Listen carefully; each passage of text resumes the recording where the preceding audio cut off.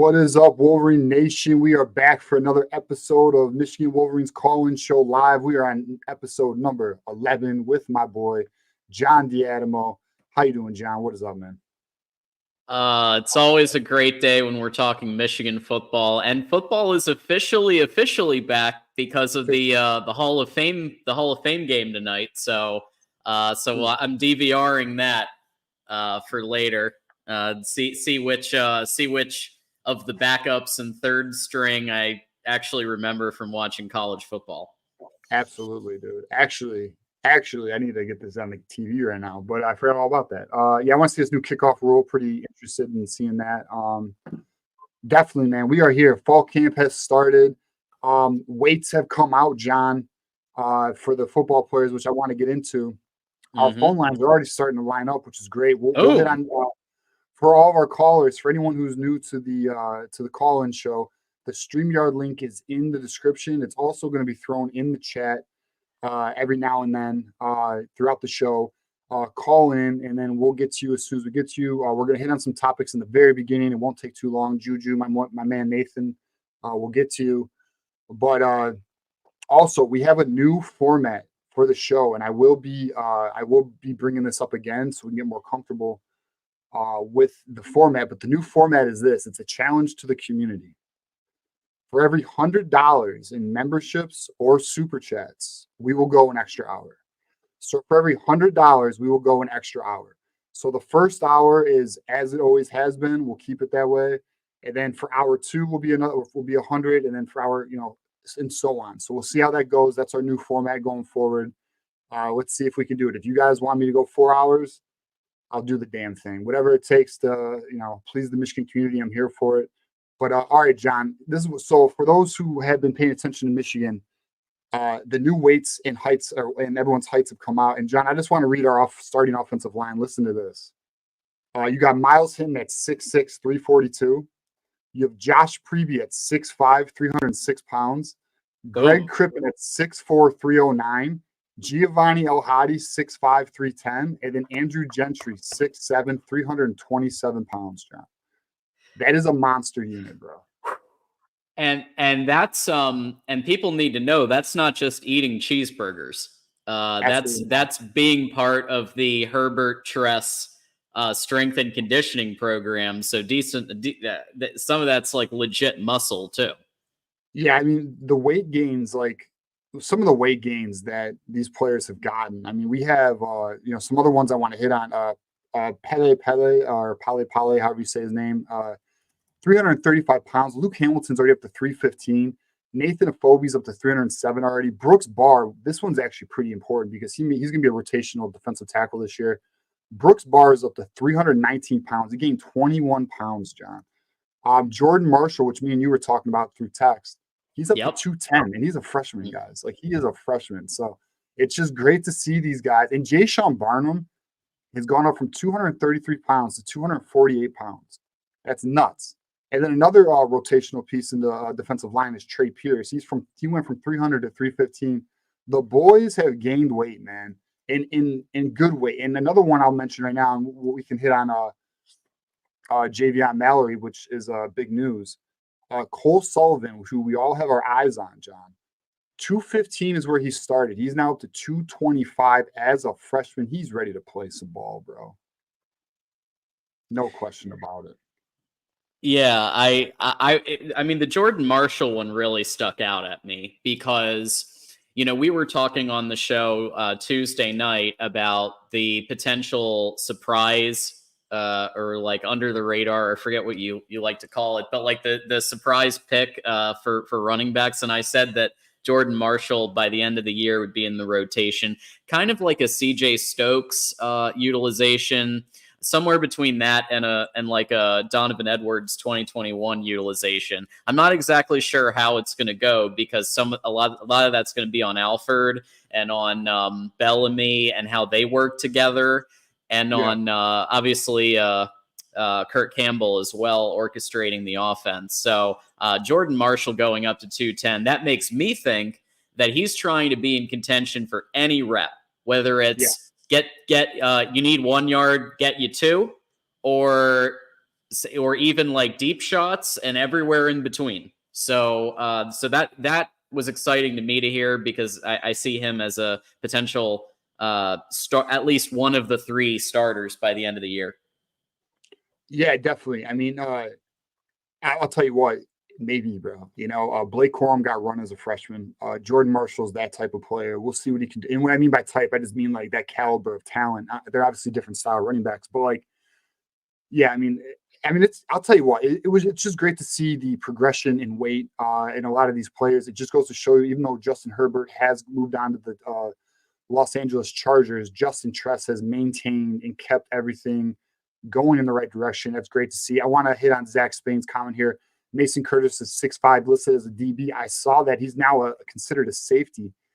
That's kind of crazy. He was an edge / linebacker hybrid. So the fact they're moving him there, that's some like Isaiah Simmons shit. We'll see how that goes. Hopefully it works out. And then let's give a shout out to our boy Detective Loki. Detective Loki has gifted a membership. Let me see if I can figure out to who. Jennifer Davis Smith has received Detective Loki's gifted membership. Shout out to you. I can't see what level though, John. But anyways, welcome to the Michigan community. And for those just tuning in or jumping on the show right now, we have a new format. For every $100 that we get in super chats or memberships, we will go an extra hour. There's no limit to this unless we don't reach our goals. And then if we don't reach our goals, we'll definitely see you on the next show. But one thing I want to bring up before we get to my boy Juju, I know you're hanging on the line, Juju. We'll get to you. We got to bring up the Kenneth Grant tracker. I almost forgot, John. How could I ever? Oh, so for those who are tuning in, and for our Buckeye friends, this one's for you. We have the Kenneth Grant OSU Chase Down tracker. We are on our way in pursuit of Ryan Day, the Ohio State Voice of College Football channel within the network. We are 680 away. And as you can see, we're making progress. I mean, look at where we are. We started at the end of this bar. We are now about 30% into this bar. We're going to get there, man. It's just a matter of time. But the sooner those who are unsubscribed or those who are new to the channel subscribe to our channel and help us reach our goal, the quicker we can tackle Ryan Day's ass to the ground. And we're making great progress, John. Yeah, I can't wait to see Grant catch up. It's gonna happen, but I need everybody on this. If you haven't hit the subscribe button yet, please do. Get your friends, get your whoever to hit the subscribe button, because everybody that does, you're helping beat Ohio State. So if you want to know what are you doing to beat Ohio State today, hitting the subscribe button's real easy. Absolutely. So yeah, shout out to that. Thanks to everyone who has subscribed and is watching the channel. And then let's get to the show. Juju, you are up. What is up, my man? What's good, y'all? Y'all can hear me? Yes, sir. What's good, man? I wanted to touch on a few things. I'm gonna touch on the you just brought up the new weights. I teased the other topic on Twitter with the quarterbacks. And then I want to get to a little bit of NCAA, not too much, but I'll start with the weights. You didn't mention it, but I'll bring it up. I brought it up last show, and I said I kind of predicted that Etta is not going to play edge, and he's up to 308. I do not see a way that he's going to play edge at all. And the other one that surprised me was Cameron Brandt. He's cut weight to 265, I think. And I thought he was going to be interior, and he might have a shot at that 4th spot in the 2 deep. I want to get your thoughts on that. I think Dom Nichols has a real legitimate shot, but I'm not too high on Keyshawn Bennett. I don't like his technique. I don't like his hands, but I'll get you guys' thoughts on that. No, I mean, bro, you're right. I mean, the Etta weight to 305, because like when he was in high school and they got him to commit, they told him I think we're getting some feedback on your phone, Juju, if you could turn it down a little bit. But where's it coming from? I think your phone, I'm getting feedback from me onto your phone, if you could turn it down just a little bit. But so, or maybe I'm on speaker possibly, which is what this is happening. I don't know. Anyways, so my headphones are left in my car. All good. So Etta, dude, look, he's going to be playing possibly the 3-tech now. I mean, he's up to 305. He could be a rotational piece. I mean, it's possible they give him that Chris Jenkins role where he'll play a little bit of like a hybrid 5-tech, 3-tech, which is what Chris Jenkins was doing. But I mean, look, I think you're right though. I think we could be seeing the backup to Mason Graham with Enow Etta, which is great to see. I mean, look, Enow Etta was a big time recruit for us, so I'm happy to see that. And then the one that you hit on with Cameron Brandt, that is interesting. He's at 265. He's definitely at an edge's weight. I thought he'd be more weight than that, at least like maybe 280, 290. So he might be in the 2 deep. It's interesting to see where they got some of these players at. Another one who might make the 2 deep though is Dominic Nichols, man. Yeah. He's up to 260. You mentioned Dominic Nichols, didn't you, or did you not? Yeah, I mentioned it. That's why I said, who do you think of the two will merge? I mean, it could be Keyshawn Bennett, even though I know you're not the biggest fan of that. But I mean, definitely TJ Guy. I think we'd all agree that he's next. And then, I mean, I would say it's probably a battle between Nichols and Brandt and Bennett. I'd say those are probably the 3 next ones. I don't know if Tyler McLaurin's going to really – I haven't heard too much about Tyler McLaurin. No, I haven't heard anything. 252, though. He's 252 now, so he gained 5 pounds. We'll see, though. But it's just good to see the boys. They're definitely, in the right direction. I mean, and not only that, we're fucking stacked, bro. Like, all of our offensive linemen are over 300 pounds. All of our defensive linemen are like 300 plus. Like, it looks good, man. And then you had another point, Juju. What was that? No, I was that was I just wanted to get the take on the 2 for the 2 deep. I think Josh might be muted. I think he was trying to speak. Oh yeah. So Mason Curtis now being listed as a safety is also definitely stuck out to me, going from an edge to a safety. So clearly a need for additional support in that role, which doesn't shock me given what happened with Rod Moore. And Rod Moore is still on the depth chart, but obviously he's recovering. So we're kind of hoping he's back by end of the year or the playoffs. But there's a need there clearly. Who do you? I'll add to that because I don't think Rayshawn Benny is going to be up to speed 100% within the first couple. So we got Trey Pierce and Enoetta. Who do you think the 5th? Because I think it's going to take time for Benny. I mean, we've seen it. Rod Moore in the offseason. They don't have these off seasons and they get a slow start. Well, Brooks Barr. So you mentioned Trey Pierce, Brooks Barr, and then Enoetta. I mean, that's kind of what I have on my depth chart. Because Owen Wafel's not ready. Manuel Beagle's not ready. Ike Awana's I've heard nothing about. So that's probably where we are. Is we're looking at Brooks Barr, Enoetta, Trey Pierce, and then Rayshawn Benny. I mean, I don't know. I haven't got an update on Rayshawn Benny, and you know how the university is with injuries. They keep that really close to the vest. Very rarely does that come out. So we'll have to see. I mean, I haven't heard anything that indicates that Rayshawn Benny won't be ready, though. I'll say that. Did you hear Wink talk about Ike at all? No, I have not heard much about Ike Awana at all. I mean, the only time I've heard about Ike Awana recently is Sam's roundup today. I think Craig Ross brought up Ike Awana. That's like the last time our boy Keegan says he's heard some hype, but I have not personally. I don't know about you, John. Have you heard anything? Not really, but I know Keegan stays tapped in, so you never know. I see Keegan on some of the other shows in the comments with Ferris this morning. I saw Ferris this morning on the roundup. Keegan was there, and then hey, we got a super chat from Power Plant. Thank you, $10. Let's go.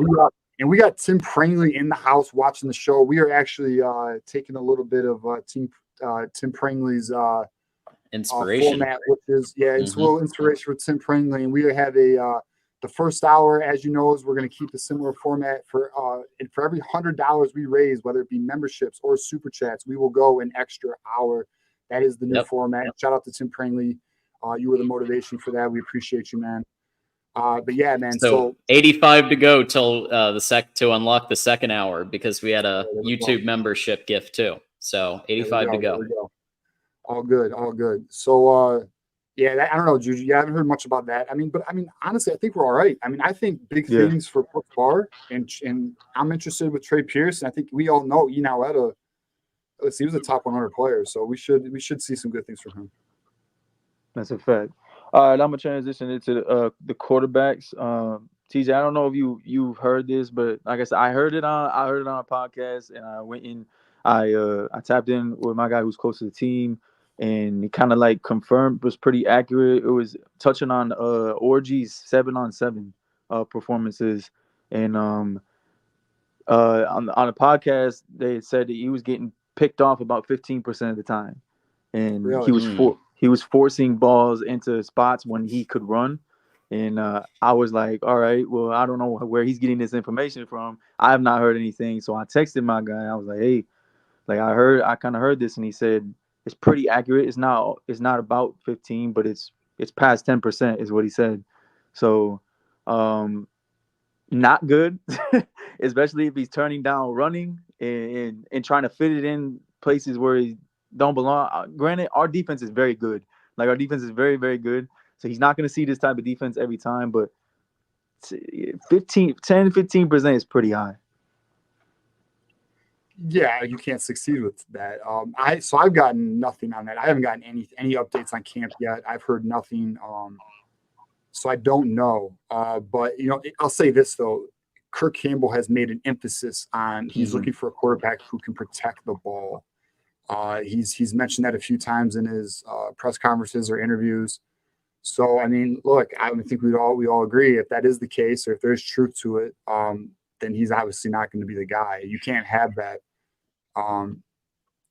Regardless of how good our defense is, JJ wasn't. No, JJ wasn't doing that shit in practice. You can't have that in practice. So we'll see. It's also early in practice, so maybe after a week, they get more comfortable in rhythm, timing, and everything, and we'll see. I don't know yet. I don't know. You got? Well, I know that everybody's getting equal. Everybody's getting time with the ones, from what I understand, and so I'm assuming that also means going against some of the ones.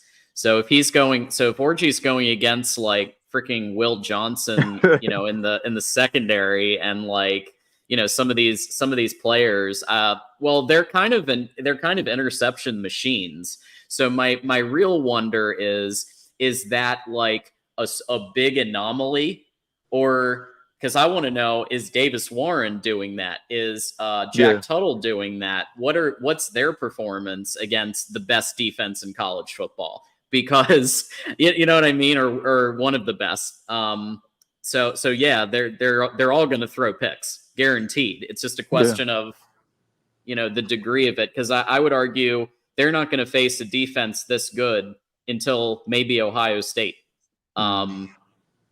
Right. But basically our own defense until Ohio State. So that's kind of a factor, I think. Yeah, and I agree on that. Just the thing that concerns me is the second part where he's turning down running the ball. Right. Decision making. Yeah, decision making. Like I said, he knows the offense like the back of his hand.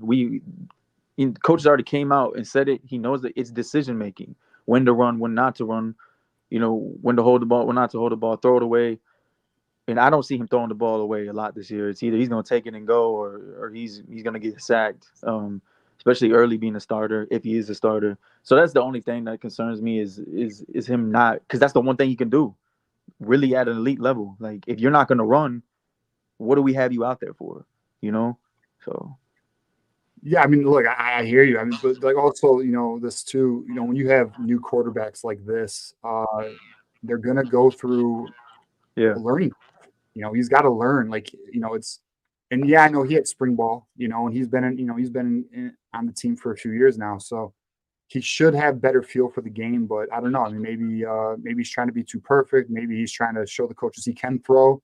I don't know. We'll find out. Hopefully we get an update in a good week or two, or at least in next week. But yeah, I don't know, man. Hopefully you're wrong, though. Hopefully what you're hearing some bullshit, though. I'll say that. Yeah, you could check with your guy, but I said he's pretty accurate. Like, the number was a little bit off, but he told me it was on par. You can check with your guy, but I checked with two sources, and they both told me around the same thing, that he was turning the ball over at a Okay. pretty decent clip. I will have to see. I don't know. Hopefully not, though. That's all I'll say. I don't know. But I'm gonna Who else touch you a got little up bit there? on the NCAA and then get to the next caller. I just want to get your guys' like overall thoughts about this. I think this is the actual overreach, and I think we've been punished enough for the actual offense. The 3-game suspension, I think there was a fine. I'm not sure if there was a fine yet, but there was some other penalties, the recruiting restrictions and everything. I just think this is the overreach. I really don't know what they're doing. I think they're butthurt. I think their feelings are hurt. That Jim Harbaugh exposed them for being the corrupt organization that they are, and they want Jimmy's head, and he's gone. So how do we punish Michigan? And I don't think you can punish them. Like, just look at this. It sounds ridiculous. You're gonna punish future teams. Jim Harbaugh's gone. Connor Stallings is gone. You took our linebacker coach. Like, what more do you want? Well, I just feel like this is an overreach. So. Well, this is why, and remember, we don't know. We're probably not going to know for like 2 years what the actual punishment is, because this is going to go through. They have 90 days to respond once the letter comes out, and then there's going to be most likely a legal battle and a PR battle going on. My prediction is a fine. Mm-hmm. And if they try, and again, this is complete speculation. We're not reporting this as fact. We're reporting this as opinion.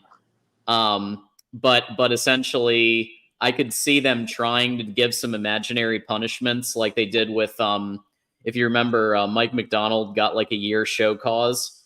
They could give some punishments to Jim Harbaugh or to Jesse Minter that are like imaginary, where they're not actually going to serve any of that because they're in the NFL now, probably for the rest of their career. So I could see that happening, or like maybe a couple of scholarships. But I really don't think there's going to be vacated wins, and I don't think there's going to be postseason ban. Yeah, they did get confirmation though that the NCAA, and I didn't think this was possible, but the NCAA can keep us out of the college football playoff. Like I heard about it. Some on-3 staffers and everything, they confirmed it, that if they do push, which I don't think it'll stick, that they could keep us out. Where have you heard that? I've not heard that. It's a completely separate. The on-3 staff. I forget his name. Was it Ballas? No.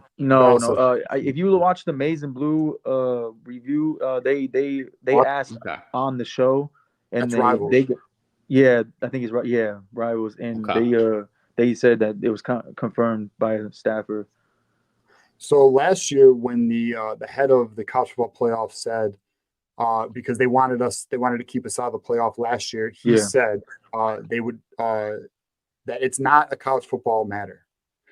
And then on top of that, they said, well, what about if the NCAA makes a ruling? Would that have any effect on the your placement of Michigan in the playoff? And he said we would consider it. That's as far as it went. And he literally said that it's not a college football matter. So I can't imagine a year later things have changed. I'd also argue we know they're not vacating wins. That's a fact. That's already been confirmed. That's not going to happen. So if they're not vacating wins, then why would that I can't see why they would punish a current team on a playoff when what has occurred is in the past. Like the only thing I can see personally is either some recruiting violations or a fine. And here's what I do know. Anyone who's worried about it, maybe there's some Buckeyes who are enjoying the conversation. If it's anything that's an overreach or an overstep, we know Michigan's going to go to court over it. They're going to battle it. Right. This is something that will take years. And who knows if NCAA will even be around in years, because the Big Ten and SEC may very well form their own super league. So, like, the truth of the matter is I don't think anyone should really be too worried about it. And also, there's been confirmation lately by a couple different sources. Like previously there were some sources, Isaiah Hole and Chris Ballas, who said they heard that this may be coming out soon. Well, there's been some other sources on the side of Josh Hinsky and Sam Webb who have said they are not hearing that at all. And they're also hearing that what's to come is not a playoff ban, and it's Michigan has no indication that that's even the case. And a lot of people in Michigan don't feel like they have anything on that. So we'll have to see. Obviously, it's a lot of hearsay right now, but we'll see what comes. Personally, I don't think it's going to be anywhere near what people want it to be. And what I mean by people want it to be rivalry. But Buckeye we'll Scoop, find out. CTE. I will say though, when this shit comes out, and if it is what I think it is, I'm rubbing their fucking noses in it, bro. Like, and I'm not letting it go. Yeah. Like, I'm probably gonna bring it up every week for the next 5 years. Yeah, I'm tagging Buckeye Scoop in every single post. That dude is off his rocker, bro. I don't know if you've seen Buckeye Scoop. Bro, he tagged me in some shit, dude. He's like, Oh yeah. whatever. Bro, It's all good. his eyes Come on, are bro. always wide. That man is awesome. Like, I don't know, but I totally agree. Yeah. I think he's live. There's going to probably be a couple of people joining us in a bit once he finishes his show. We'll have a scoop brigade, I'm sure. I mean, I get click farming and I get the publicity part, but goddamn, this is you are all in on this. But yeah, that's about it, guys. Just want to get you guys' take on that. Appreciate it. All right, Juju. And then I want to, all right, Juju. Well, we'll get at you, man. Go blue, bro. Go blue. Someone asked in the comments, has the letter come out yet? No, the notice of allegations has not been released yet. We're all waiting for it. We'll see. I don't know when it's going to be. Word is soon, but it's been soon for weeks and months. So we'll see. So we'll get to our next caller. Thanks, Burks, Justin. the Wolverine. What is up? How are you, man? Yo, what's up, man? Can you hear me? Hey, Burks. Yes, sir. What's up, bro? Yeah, man. I just saw your show and I was like, oh God, you guys are live. I'm like, I talk to like college football shows, like many teams. I talked to a Michigan State podcast, Notre Dame, because I love talking about Michigan football. Like to talk their takes. So I just found you guys, and it's amazing. So, quick question: Are you guys from Michigan? I am. Yeah. John's from Pennsylvania, and he lives in Florida. Something like that. I see. Yeah, Okay, I went there. I went there. Oh, you went John there. went to Michigan, though. Okay. Yeah. Yeah, no, I grew up in Upper Peninsula, Michigan. And you sound like a Duper, bro. Yeah, no, Menominee, man, next to Green Bay. Cool. We're from Green Bay, so I'm actually a Packers fan, believe it or not. So it's pretty cool. I have some friends who are Packers fans. Yeah. Hey, we all make bad decisions, bro. It's okay. Yeah. Yeah, no. So I was curious, what is your allegations on the Michigan scandal more? I'll let you know right now that I believe that vacating the title, it's not going to happen. Impossible. Yeah. If Charlie Baker is actually a guy that my aunt used to work with. He was actually the former governor of Massachusetts. He was a really great governor, great man. She worked with him for years, right, as an accountant in his administration.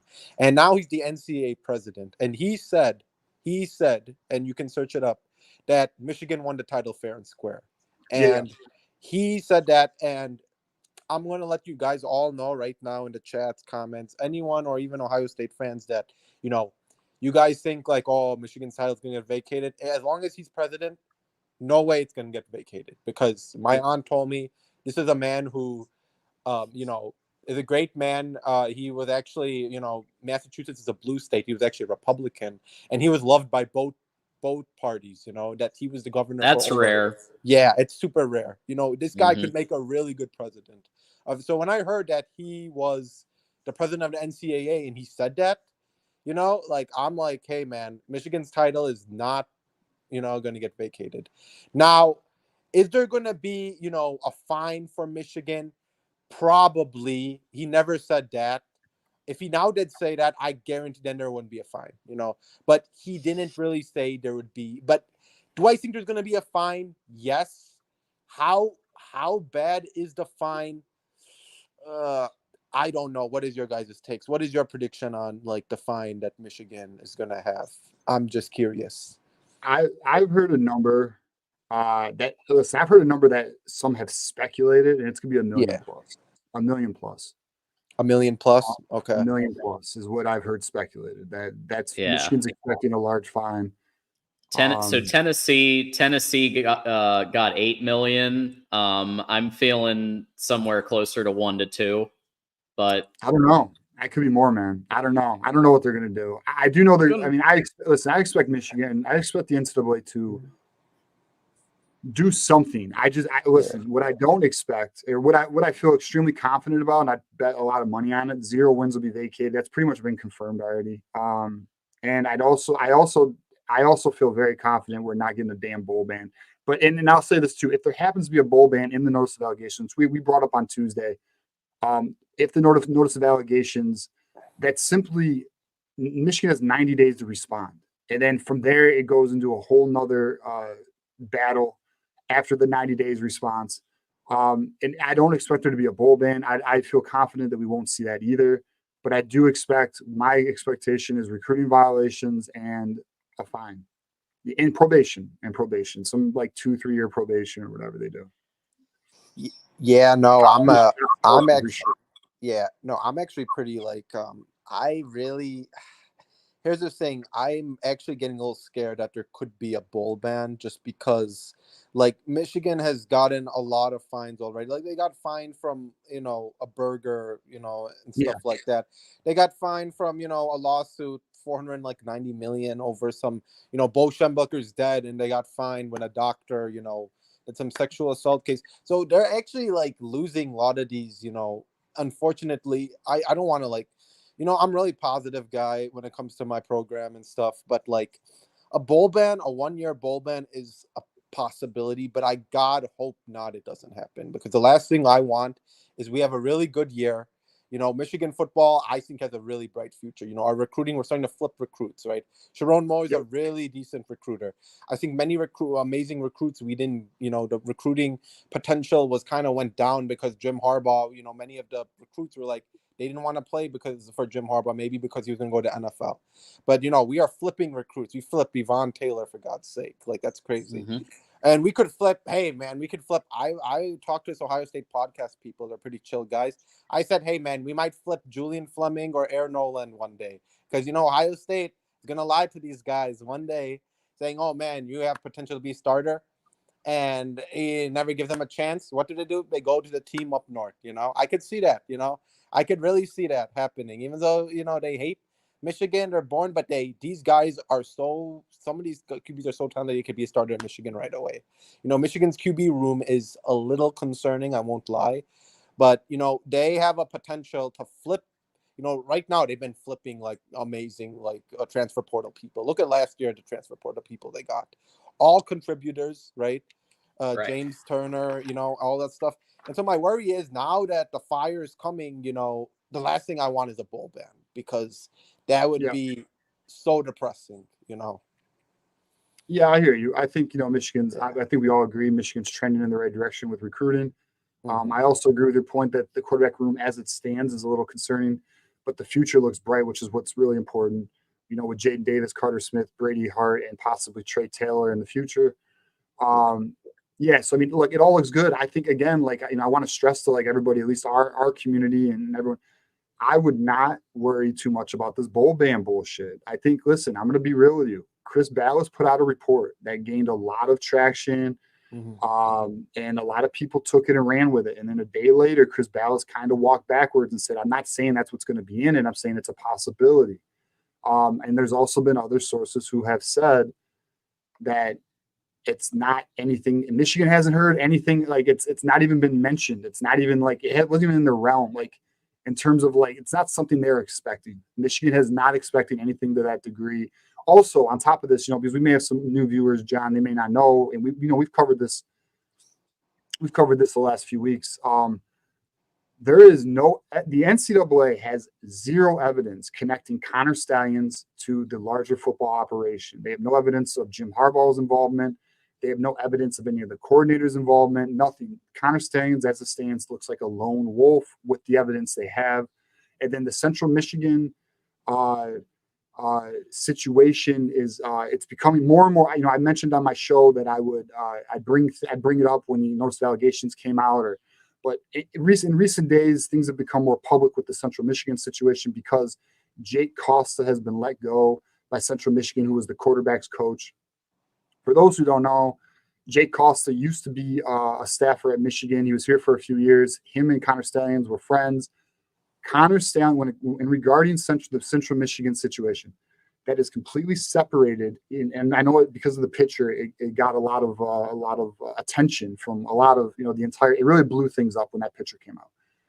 Connor Stallions was working on his own there because he was invited personally by Jake Costa to get on that sideline and scout specifically for Central Michigan, which is why he was clothed listen. What was happening before Connor Stalions had individuals in the stands at games. The reason why Connor Stalions was on the sidelines for Central Michigan is because Jay Costa invited him. And the reason why Central Michigan released Jay Costa is so this way they don't get in trouble with the NCAA for non-compliance, because Jay Costa is not talking.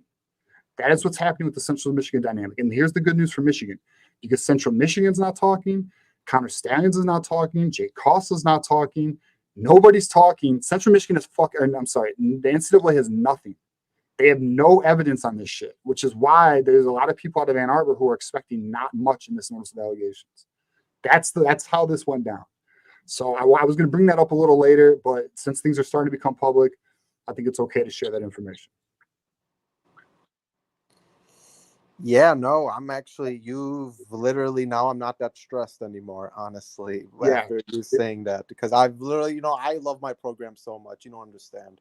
Like, I love, like, this is if you see my picture, it's all my Michigan workout gear right there, so, so I just love my program. And I have to have one more question and I'll leave because I have to go to an Ohio State podcast, actually, and talk, because they're probably talking trash about my Michigan right now.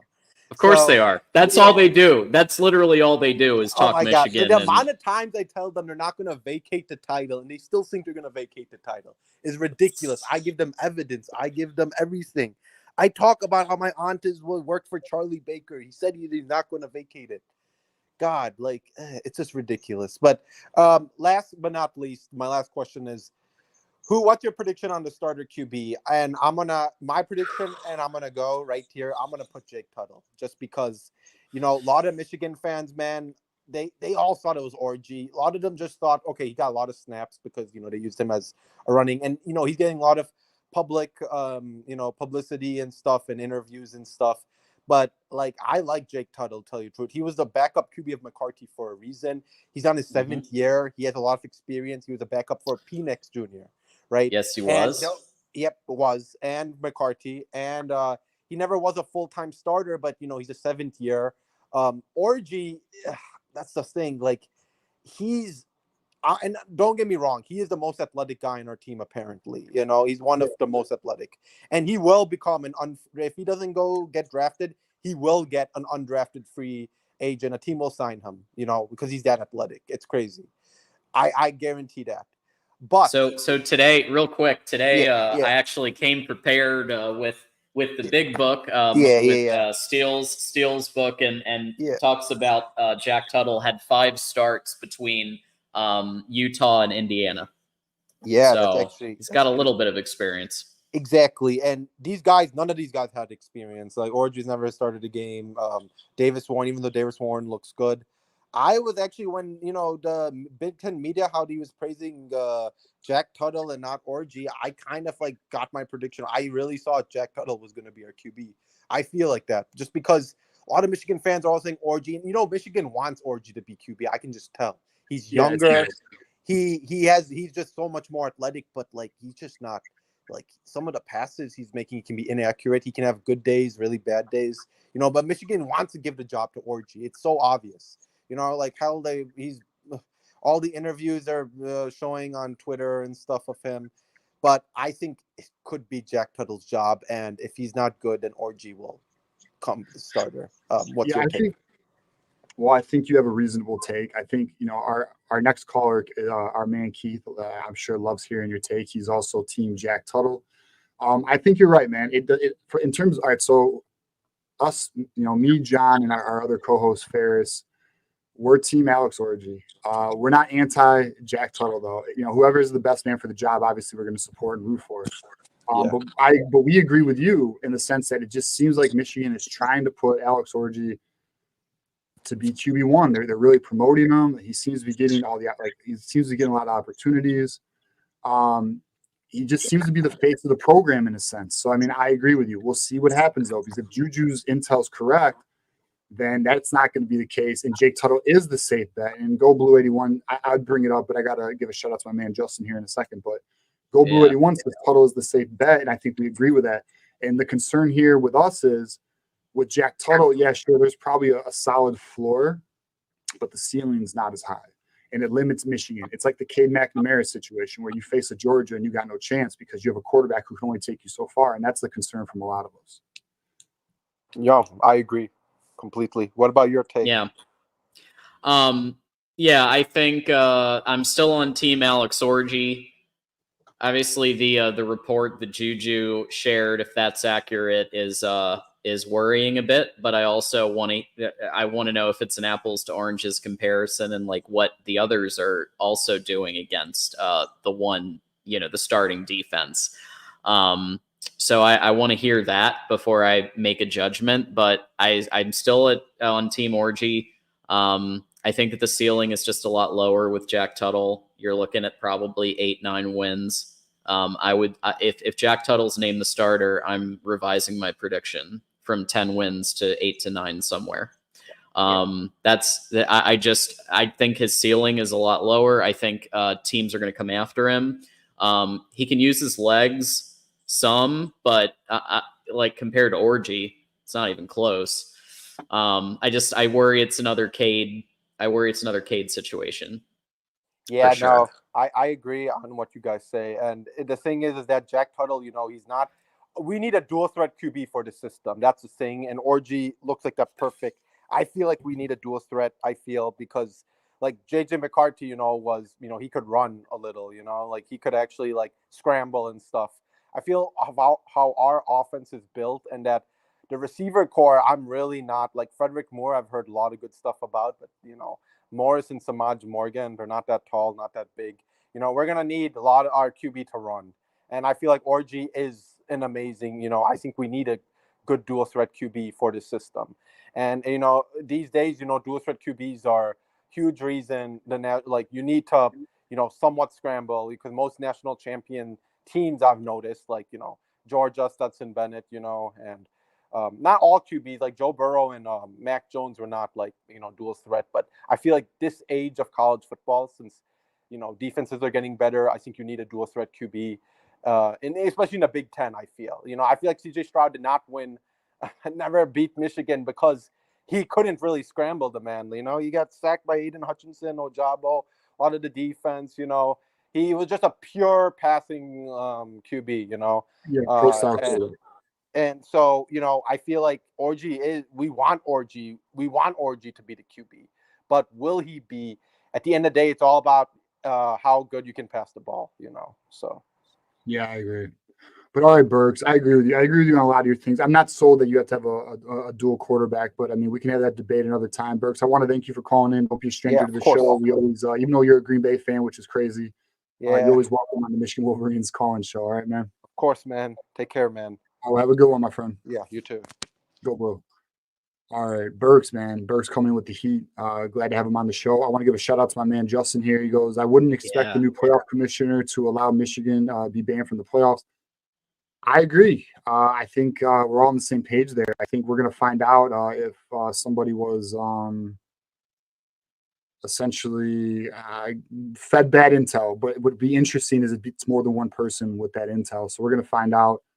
Actually, Isaiah Hole never said bowl ban, I don't think. Did he, John? He just said it's coming soon. I don't think so. Yeah. So I don't want to put words in Isaiah Hole's mouth, but we'll see. I mean, we'll find out where it goes, and we're all going to find out. We all know. So we'll see. And then my man, Detective Loki, coming through again with another. Yeah, Natty or bust. Welcome to the Those Who Stay Will Be Champions tier. So I think that puts us, and then Justin again, Justin, just want to give a shout out to you, man. We appreciate you for always supporting and contributing. Justin says, OSU fans talk more about Michigan because we are better and they have nothing good to say about OSU. It's true. On top of that, though, OSU fans are like, they're obsessed. They're getting obsessive. They're getting little brothery and they're getting a little Michigan Statey, and they want the NCAA to save their ass, and it's getting a little embarrassing. So, like, they really need to check their shit because nationally speaking, like, they're becoming embarrassing. And if they don't get this win in November, they might break. And if you happen to know a Buckeye, you might need to give them a 1-800 helpline so they don't do anything crazy after that loss in November. You know what I'm saying?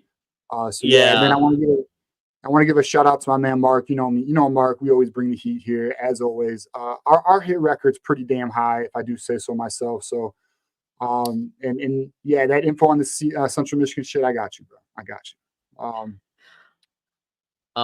Steve, my nemesis Steve is in the chat. Shout out to Steve. Yeah, he's on the Twix.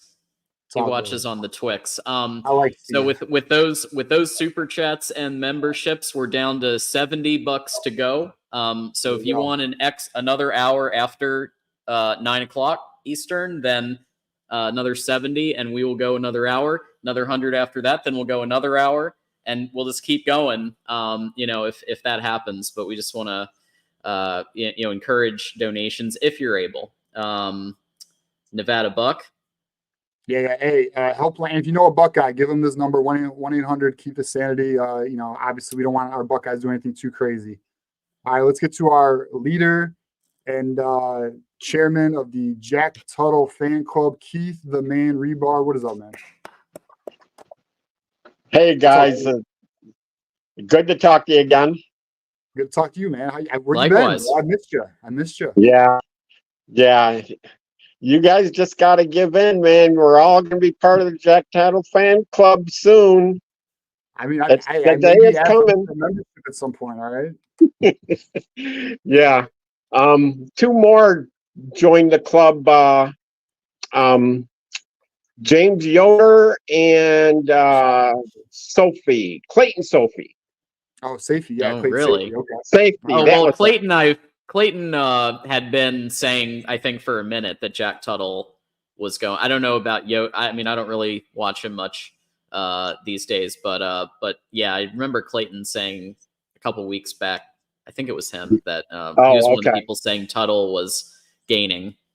All right. It was the first I heard from him, but anyways, I don't catch everything there, but Yoder violated my rule and he spoke ill of one of the other Michigan quarterbacks.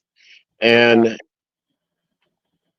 I commented to him on that too, is that the number 1 rule for us Michigan supporters is speak no ill of another Michigan player.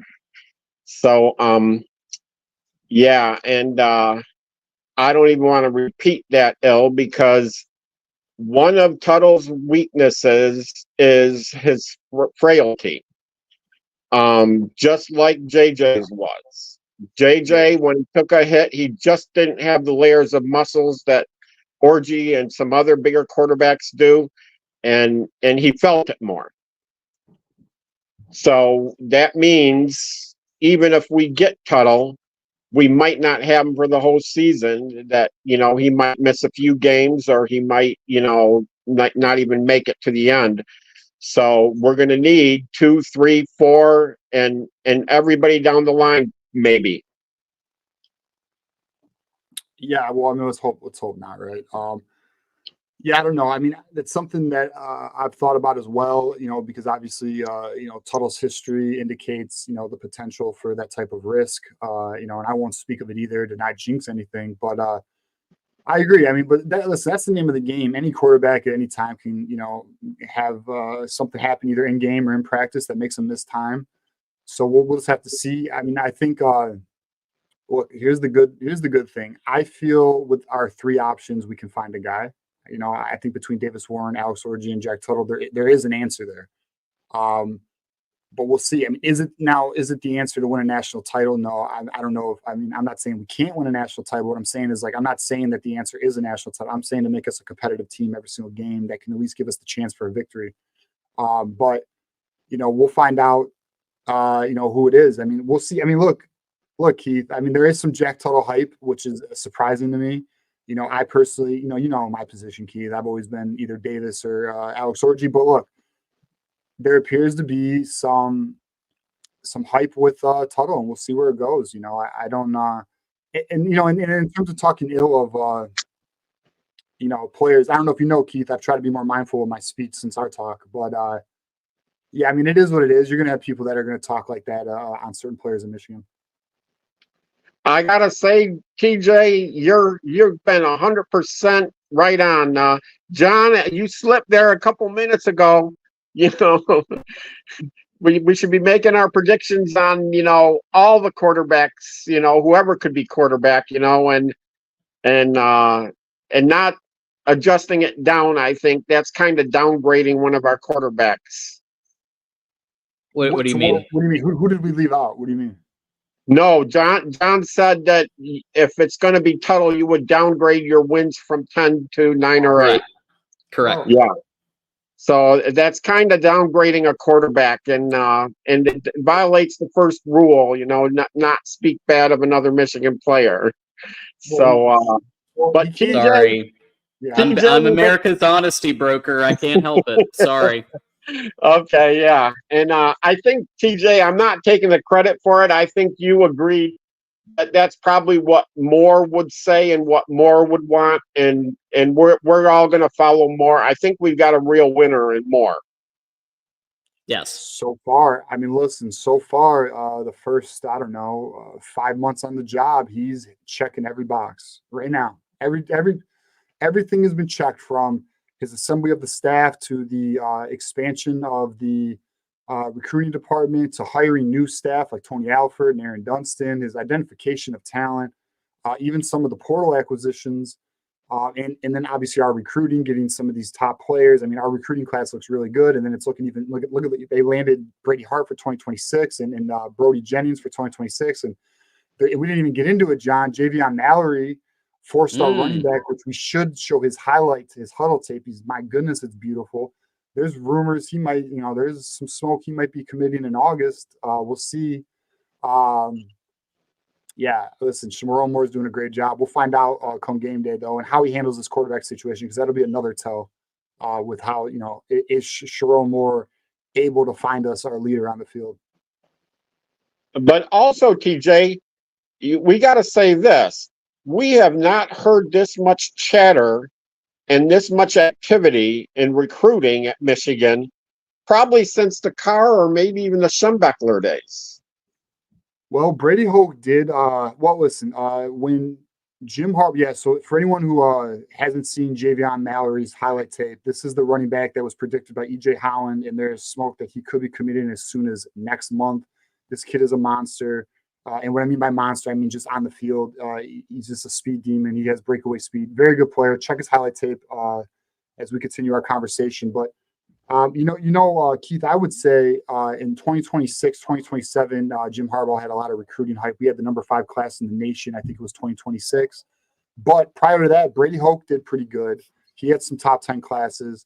But since I'd say the 2017 class, although I think it was the 21 class where Jim Harbaugh got the 9th ranked class in the nation, we've done our thing. But I'll say this, there is more buzz with Michigan recruiting than there's been in a long time. And the reason why is we're winning battles over Alabama, Auburn, Texas, Miami. We are beating the big boys right now. I mean, we're in some battles right now with like DJ Sanders for Texas, and the door seems to be opening more there. And Michigan's now a player in the recruiting field, So yeah, I mean, I'd say right now Michigan's recruiting is almost as hot as it's been in over a decade. Yeah, I'd say as great a coach that Harbaugh was, I would say his recruiting was not that professional. And that would extend back to Hoke and to Rich Rod, too, is what I'm saying is the professionalism we're seeing at the recruiting activity is really been missing for a while. You're saying that next level polished level, like elite presentation that we've been doing? Yep. Yeah, I agree. I'll say that. You're right. I 100% agree with you. Shamoran Moore's taking that to the next level. I mean, we're arguably the most polished in that area. I mean, we're outdoing Oregon. I'm trying to think. I mean, Texas does a good job. I'm trying to think who else does a really good job with that stuff. But there's, LSU does a good job. There's some schools that do good jobs, but Michigan's up there with them now. I mean, the things that Michigan's doing from the barbecue to the big house and the official visits is just, and then they just did that graphic, John. Did you see that where they did the official offer list? Let me see if I can pull that up. This thing is gorgeous. It's a graphic that they made. Yeah, it's a graphic that they made. It's been going public. Let me see if I can pull it up. It might take me some time. So talk with Keith, John. Yeah. So go ahead, John. No, I think there's very few that are operating from an events perspective and recruiting like from presentation to obviously the $14 million locker room unveil the other day. We all saw the video of that. It's finally Michigan is putting itself on that elite tier with the moves that they're making. Sharon's hiring moves. So it's nice to see because, a year or two ago, I was on Michigan Wolverines Live saying, what the hell are we doing? And, Yeah, I remember. and so it's come a long way. Yeah. And the vibes coming out of this recruiting activity is so much different than it was just 2, 3, 4 years ago. Yeah. And also, I gotta say, the Ohio State, Texas, Alabama is still getting these really big 5-stars, but when they're getting these 5-stars these days, in the old days, the parents used to get the new house and the new car, and the kids played football. Now the kids get the dough and the new car, and they run out to the bling shop and get all this bling, and Yeah. that's all a distraction from football. I saw an interview with this Brady Hart kid on one of the channels, and that kid sounds so much like JJ. He says, if I don't get as many completions, as long as we win, that's what's really important. Yeah. Yeah, I mean, Keith, I think what you have is an unfortunate side effect of what happens when, the youth or, younger individuals fall into money.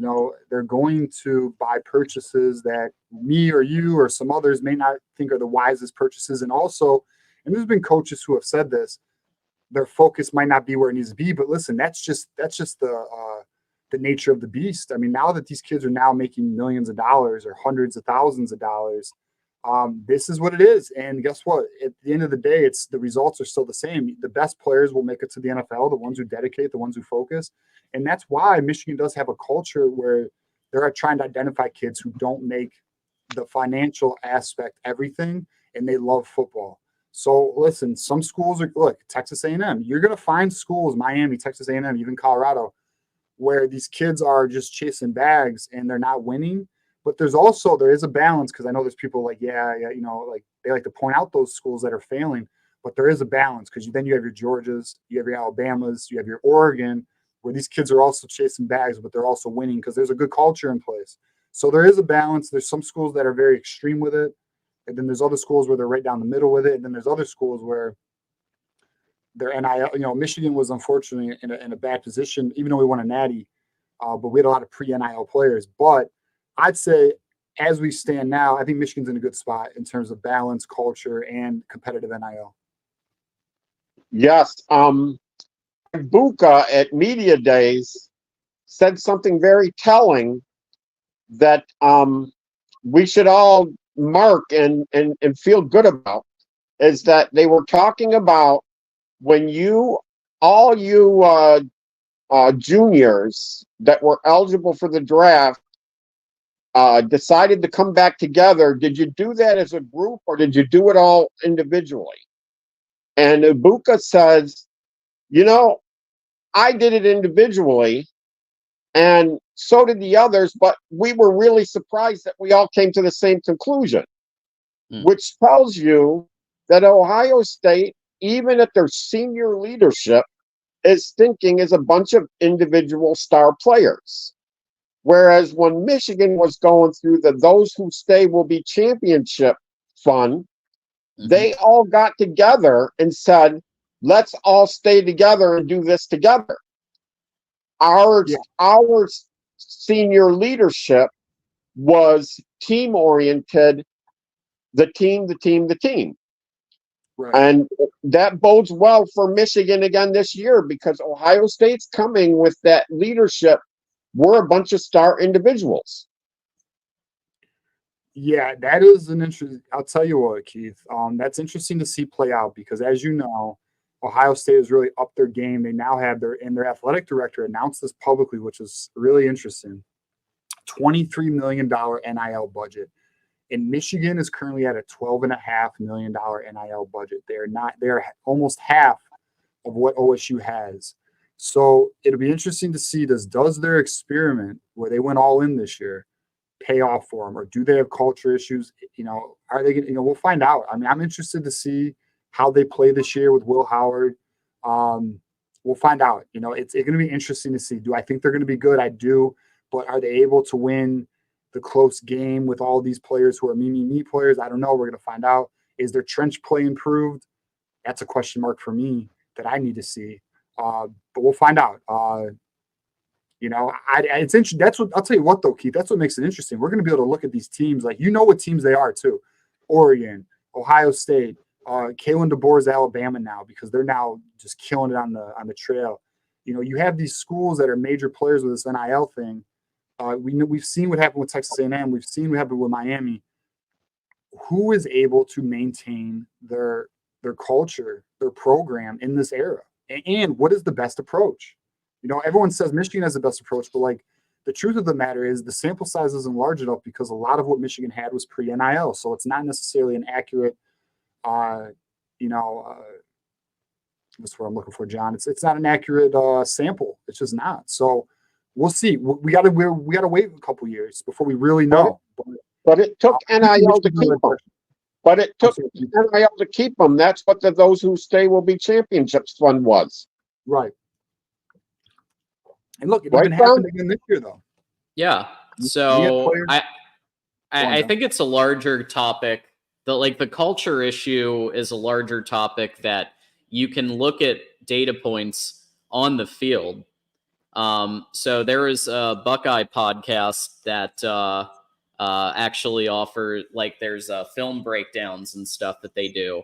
And so I was reviewing the Michigan versus Ohio State game from last year, and there were so many points where Ohio State's players just gave up, and the fight just wasn't there. And whether that was Marvin Harrison Jr. failing to even try to block on one of the plays that he needed to the right tackle getting cooked, and then on the other side of the ball, on Michigan side with Mikey Sanders still just absolutely laying a guy out. There were the data points go beyond NIL and recruiting. The data points go into games. You can literally see the difference when the two teams face up against each other, who has the fight and who wants it more, and who doesn't even try to block. And when they do try to block, it's kind of half-assed. And yes, they have times when they do well too, but there are quite a few moments of just I don't give a shit. And pardon my French, but that's what it looks like on the tape. I heard Nevada Buck say that about his OSU team after the 21 or 22 game, and he said, "Look there's Chambers just jogging again," and he was pointing out how the Ohio State just didn't have the fight in the dog in that game. Yeah, I mean, you see it in the trench play sometimes, man. They get pushed around sometimes. I don't know. We'll find out. I mean, I don't want to I can't bash on them too much because it's not like they're not a good team. They're obviously a top 5 quality team. They are an elite team, but there just seems to be a component missing with Ohio State. We're gonna find. I am just so interested to see Will Howard and their offensive and defensive lines. That's where I am. We know they have talent at the skill positions. We know they have talent in general, but can they play physical football for 4 quarters against other physical ass teams? We'll see. Right. I don't know. Against other teams that aren't in the top 5 or 10. Right.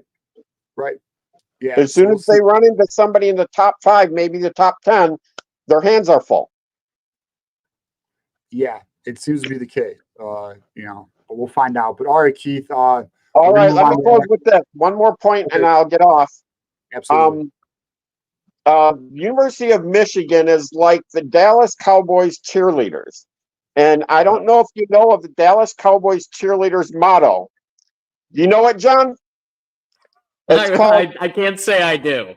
You can't say you do. Okay, there's this show on there where all these hot women are trying out for the team, You know, Okay. it's good. It's good for an hour or two distraction, but it's hard to watch it very much. I'm sure it is. Yeah. But the Dallas Cowboy cheerleaders, whenever they come out on the field, they say the oft imitated but never equaled Dallas Cowboy cheerleaders. And that's what Michigan football and Michigan University is we are oft imitated and never equaled. And when the NCAA is issuing this investigations on stuff, that's a bunch of lesser university former presidents and that are now got jobs at NCAA, and they think, oh, that's our chance to get Michigan. You know, we can never be them, so let's get them. Yeah. I mean, I don't know. I don't know if I'm with you fully on the Dallas Cowboys, but I hear you in the sense of, look, PJ Fleck and Lincoln Riley have both said the team. Michigan philosophy is definitely what they'd like their teams to be like. So I hear you on the imitation, but the Cowboy cheerleaders, I don't know. It's a little much for me, but I am not mad at you, Keith. I'm not mad at you, Keith. But I don't hate it. I don't hate it. Just the motto. Yeah. I agree. I agree. The Dallas Cowboy cheaters are not confusing that. You there, Keith? Yep. Have a good one. Always good to talk to you guys. Hey, always, man. Don't be a stranger, Keith. I've missed you. All right. Thanks, Keith. All right. Go blue, Keith. Go blue. Go blue. All right. Our boy Justin Got some sent us super chats. I know. We'll get to him right now. Justin, my bad for not getting this sooner, but as you know, Keith was he was on one there, so we had to let him go. But love it. The new recruiting team is a huge boost for Michigan. Coach Moore knew when he took over he needed to build it up more. That's 100% true, and we've seen it. And look at the results, man. And look what they're doing for 2026. If we get Javion Mallory in August, that's already 3 locked in for 2026.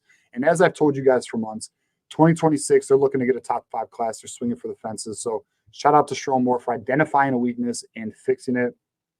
Detective Loki is officially Oprah for tonight. He's Santa Claus giving out gifts, gifted another membership. Thank you, Detective Loki. We appreciate you, man. You are an extremely valued member of the community. You're consistently contributing to us. And, we greatly just appreciate that, man, because we know you work hard for your money. And we hope that we give you what? Jeffrey Only Talk Sports got the gift from Loki. So Only Talk Sports, and and we'll tell you when we get to the next one who. But Loki's gift went to Only Talk Sports. Oh, very cool, man. Very cool. He's a voice of the College Football Network friends, so that's good to see. And then our boy Moose, who is the original, the first edition Oprah, aka Santa Claus, giving out gifts. He gifted us one membership. Greatly appreciate you, Moose. Hope you're doing well, buddy. I know you're going through some physical battles at the moment with your health, so stay strong, my guy. Stay strong. Keep working. Absolutely. Glad to hear you're kind of moved to the next phase, and hope everything's good. Jonathan Moody, welcome to the Those Who Stay Will Be Champions tier. You get it for a whole month. Absolutely. Hey, welcome to the community. We appreciate all of you for being here. Justin, again, coming through as always. It looks like OSU offensive linemen are not on the same page. They don't have the snap right, and they don't get off the ball. Well, shit, with their new center they got, who the former Alabama center, they might not be snapping the ball. It might be fumbling it. So, we'll see. I don't know. I'm not sold on Ohio State's offensive line. They know it, too. They're recruiting, although this year's class looks to be a little better. But I don't know. They try and land these offensive tackles in the portal, and they're just, I don't know. They're a mess. Their offensive line seems to be a mess, in my opinion. We'll see how it goes, though.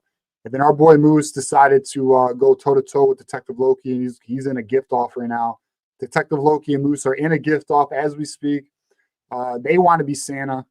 So thank you, Moose, for sending another member or sending another membership to the community. We greatly appreciate it. Then Detective Loki said, all right, I'll outdo you. And here he comes, Detective Loki again. We got a raise. Detective Loki's like, great. Moose, I'm coming. I got a gift for you, bro. So Detective Loki's throwing out gifts. It's Santa versus Santa here, Oprah versus Oprah. And then Moose coming back with the gift back. He said, he's got the Uno down to card. 35. he says, no, I run this shit. So yeah, Moose is coming through. Appreciate you guys doing the damn thing and supporting the community and getting more members within the community. We appreciate that. Yes. All right, John, do you know where our total is right now? Well, it was 35 and now it's 30 to go. I think it's far more than that. Oh shit, we have 30 more? Okay. Yeah, we did 7 so 70 has been contributed and we need another 30. Okay, even with this new one? Yeah, I've been going. All right, I trust you, John. John's a man. Oh shit. 25. Detective Loki was like, all right, I got you, Moose. Take that. And then Moose said, not so fast, son. Here we definitely have a gift offer now. We appreciate it, guys, gifting away. We are now $25 away from a bonus hour, but I will say this on the bonus hour. If we have a call on the line, which we do, our boy Sean, we're going to get to Sean. I will never hard close a show. That is the rules. Okay, because this is new to the community. It's also new for us. If we have a call on the line, and even though we have our rule where we're looking to get 100 to go another hour, even if we're short of that goal and we are over an hour, if I have a call on the line, I'm definitely not ending the show. So, yeah, we're going to get to our boy Sean. But again, we got a gift off, and it's going strong right now. Detective Loki said, nah. Whoa. Son. Punch, counter punch. Yeah, look at this. We're in a heavyweight matchup right now. We're in a heavyweight matchup right now. Detective Loki said, gift that. Let's start giving a shout out to the members who get them too, John. Do you know who got it on this one? Oh boy, hold on. I mean, the recent one. Don't go back. We've got like 20 new gifts. Mo Cheeks. We got Mo Cheek 420. We got Toffee Duffy. We got Ayoko. We got, I wonder if that's the Ayoko I know. And blank name and Mr. Bombastic with 2 M's and Matthew Drews and Dave's here and Marcus Williams. You are all now Go Blue 1084. Hey. You all are those who stay will be champions members. Enjoy your emojis. Enjoy your badge for 30 days. And then if you decide you want to re-up on your own, that would be amazing. It really does help support. And here's another one. Yeah, we got more than one. And then Moose is like, nah, Detective Loki, I run this shit. So here he is. He's coming through again with another gift. He said, I'm Oprah. I will always be Oprah. You will never be Oprah. And the Detective Loki said, no, I'm Santa Claus. Here he comes again with another one. And we only need 5 more. 5 more bucks, and then we've hit our... So you know, we got it. Because Moose came back and said, nah, damn it. This is my show. I run this. I'm MVP. And there it is. Loki sealed it. So we are officially over 100. We are going another hour. And then Tom Bouchard said, nah, not to be done, fellas. I'm here to stay. Don't forget about me. Go blue all day. Tom Bouchard, shout out to you. And then Detective Loki said, F that shit. I run this. So here he is again. And we appreciate you guys. We hit our goal. We are definitely going another hour. And since we hit that, again, shout out to you guys, man. I know you guys work hard for your fucking money. And this is my promise, and I do mean this shit. We are going to keep building this channel, keep building the show, keep bringing the good shit, keep getting good interviews. And where we are today is not where we're going.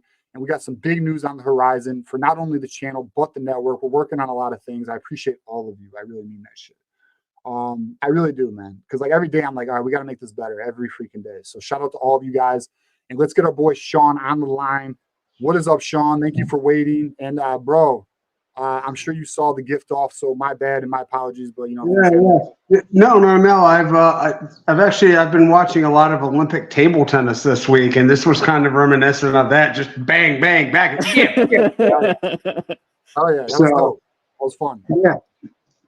Yeah. So and I'm also very glad to see Moose back in the chat, and you know we've had our little battles, our little tiffs, but it's all in good fun.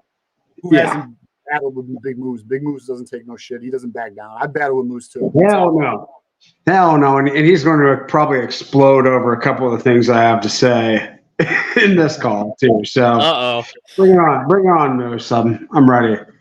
So we've I don't know if, I don't want to spend a lot of time on the allegations because one thing is I don't care that much about them.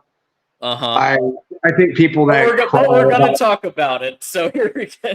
Well, yeah, absolutely. You know, I don't want to live in an excuse world. You know, Michigan won those games. They are what they are. Yeah.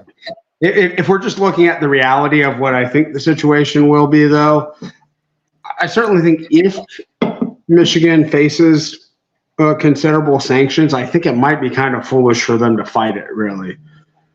And because the longer this thing lingers, the more doubt just sort of image in terms of image and terms of the abilities of being able to exploit whatever sort of turmoil you're in. I think it serves Michigan best to have clarity to this situation as much as possible. So unless the sanctions are like incredibly punitive, like multiple year bowl bans, they release some ungodly amount of recruiting restrictions, then I think it would be best for Michigan to get done with this as quickly as possible.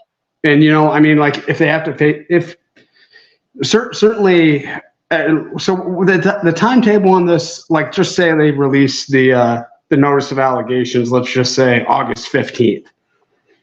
Michigan has 90 days to respond to that. I think there's like 2 successive 90-day periods that I've heard, like then there's a response. So it could drag out before you'd even like anything settled for 6 months before you even get to the litigative process of it. If Michigan, go on. Okay, I was gonna say if Michigan has like 3 losses by like November 1st or something like this, is this or if they have 2 losses but this is a flawed team and you can see this is not really a contender, does it really make sense to fight a postseason ban this year? I mean, I don't even, not many Michigan fans, I think, are this bullish on this team that they really think this is they're a team that's going to compete for a national title this year. I don't know that many that are really that high on this team. And it could be, they could surprise you, but, to me, I would not want to have this dragging on for years and years. This would be that would be bad for the program. Well, look, I kind of hear you. I actually think you bring a fairly rational, when you have perspective, a point. I'll say a rational point in the sense that, like, what if we're not having a good year? Why not just take it and just get over with it and move forward? That's interesting. You're right. They do have 90 days. So I guess we will see. And I think that is a fair point that you just made. It's actually something I've not even thought about. Like, let's say they give us those allegations August 15th. We then have till November 15th to make a decision. So we should have an idea of what kind of season we're even in. And, that's an idea, man. I'm not even angry at you with that. I think that's actually a pretty solid perspective there. It's a thought. What I will say, word is out of Ann Arbor that they will not accept a postseason ban over anything. That just appears to be their stance right now. We'll see if that's more bark than bite, because we saw a little more bark than bite in November. Although I will say this, there was a good contingent of U of M who was ready to go to battle, but then there was a portion of the region base that decided to accept what the NCAA threw at us in terms of the Jim Harbaugh suspension. It was the Big Ten that did it, that threw it that at you. Oh, was that? Yeah, you're right. That was a Big Ten. Yeah, so they caved into Petiti at the end of the year, and that was a portion of the region base. That wasn't Jim Harbaugh and others, and there were even some regions who did want to fully go to battle, but it is what it is. So yeah, it's an interesting point. We will have essentially 3 months of the season to determine, is this team even a playoff caliber team? Why not just get it done and over with? It's interesting. It's an interesting thought. It's a thought experiment that I don't think is a terrible one. We'll see, though. I'll say this: that you've given me a thought that I will have to think on more. But what I do know is Michigan apparently no bowl ban is acceptable to them from everything that I've heard. And it absolutely makes sense for them from their perspective, to be presenting that front. Like you want to have some sort of defiance. You want to have some sort of strength in the face of sanctions. You want to give the people something to kind of fear, be afraid of a little bit. Like, So I don't. I don't blame it. Like, I think almost anybody in that situation would put on like a brave face and like tough, like, hey, we're 100% going to fight this. Don't come mess with us. We're ready to go to the mat. But I mean, when push comes to shove, let's see what actually happens on this. Well, let me be very clear. If the NCAA goes after Connor Stallions, he's lawyered up. He's most likely going to fight it. If they go after Jim Harbaugh, he's got Tom Mars, and from what I've heard, he's planning to fight it if they go after him for a show cause. There's another one. Too. So Uncle T. They're going to go. There's rumor that they might go after Uncle T, and that's already been confirmed. That he's good luck. Yeah, he's not budging. So no, he's definitely lawyered up too. Yeah, do you guys know him personally? Is he your connection to something? Uncle T, is he? I can get to him. But I mean, he's not like a close connection or anything, but I can get to him if I need to. But I do know that he will not. He's already planning, if necessary, to lawyer up if he needs to. I know that. Of course. Yeah, I would say this. I would say that the appetite for here's if we've learned anything from the last couple of decades of following this shit, either sports, politics, whatever, you can delay things a long time through the legal system. And if they delay, let's say they do fight this in court, and a punishment is alleged that's a little bit larger than a fine, and it involves a postseason something.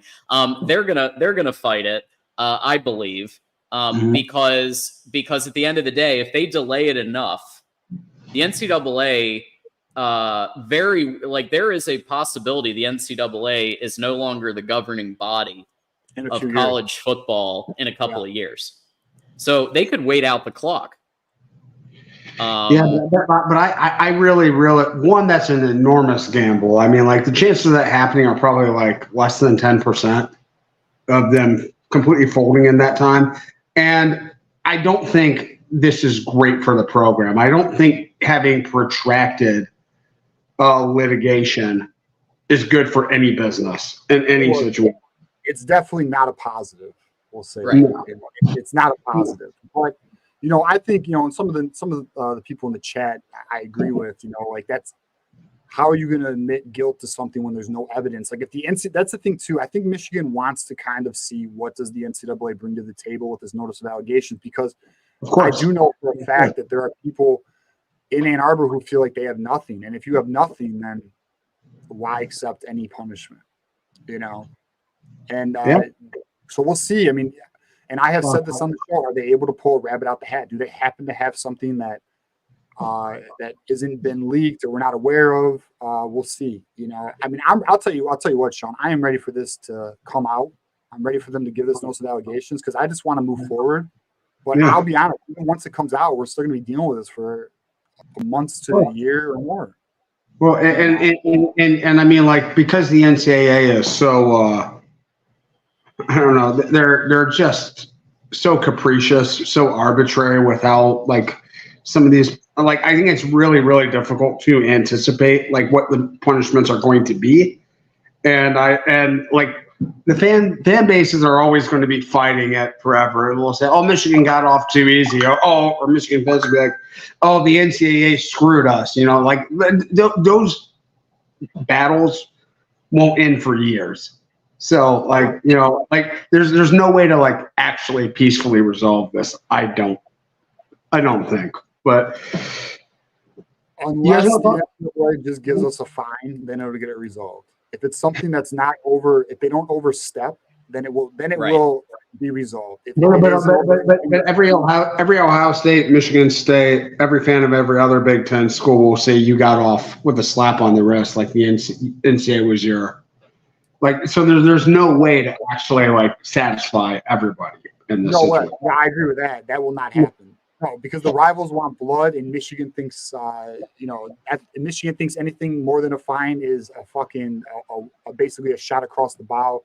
So I agree with you. That will not happen. There will not be world peace, Sean. No, that's not happening. No. So, this is a football show, right? It is sometimes. Can we talk football? Let's do it, bro. Let's get it. All right. Okay, so I called last week, and you guys were very generous with your time. Unfortunately, I was very gluttonous in my usage of it in certain instances. So you're welcome on the show anytime, Sean. Right. So I wanted to get on one position group that I haven't heard talked a whole lot about. That's interesting. That I think is kind of fascinating, and that's the secondary. That's the secondary. I think this is one of the more intriguing position groups that nobody has talked about. They have to replace, 3 of the 5 starters and a couple contributors. Keon Sabb, who was a key contributor last year, also gone. Yeah, Rodmore. Yes, and obviously, and I think they did seem to bring in. It interested me. They brought in a lot of late spring portal transfers, like guys post-spring who brought in. I don't know what to make from that. I don't know if I should interpret that as like concerns about depth in the secondary or whatnot. Obviously, they've got one complete stud superstar, and that helps in that position group. That helps so much. Just having that one guy, because you can do so much more with the other pieces if you've got that one lockdown guy. Yeah. What are you guys hearing about how this unit's going to play out? Who's going to be in what position? And I imagine there's a bunch of position battles in here. So, all right. So before I respond to that, I want to give a shout out to our boy Jufus for the $1.99 super chat. Go Blue Jufus. We appreciate you, man. So the way the battle is looking right now, so obviously we know Will Johnson is the lockdown corner on one side. The other corner spot, CB2, is looking like it's going to be right now. The word out of Ann Arbor is Jair Hill is currently top dog, but he is battling with Amir Hall, which is one of the transfers that we got this past spring. He was a FCS All-American player. I'm a big fan of him. I think he's a really good. I actually think he's an upgrade over Josh Wallace, but so he's going to be battling Jair Hill for that position. So we'll see how it shakes out. It is an unproven the transition from FCS to D1 FBS is a jump, so we'll see if he can handle that. And then in terms of Jair Hill, former top 100 recruit, but as you know, with young corners, it's not the easiest transition, and especially when week 2 you're going against Texas, right, and Quinn Ewers and boys.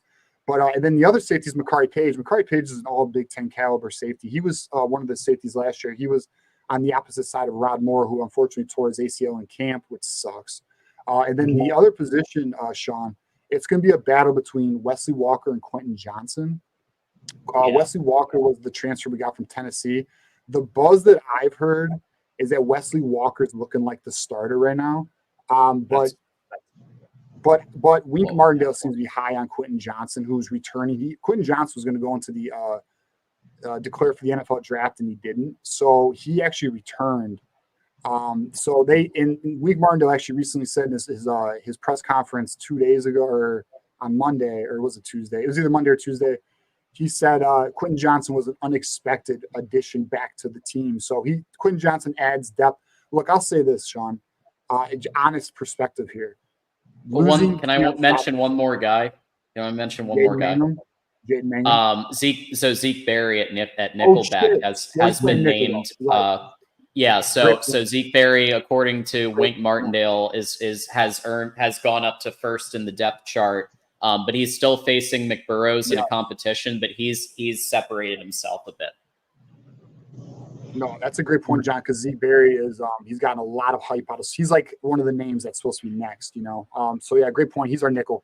But look, losing Keon Sabb sucks because he would have filled in perfectly after Rod Moore's injury, but it is what it is.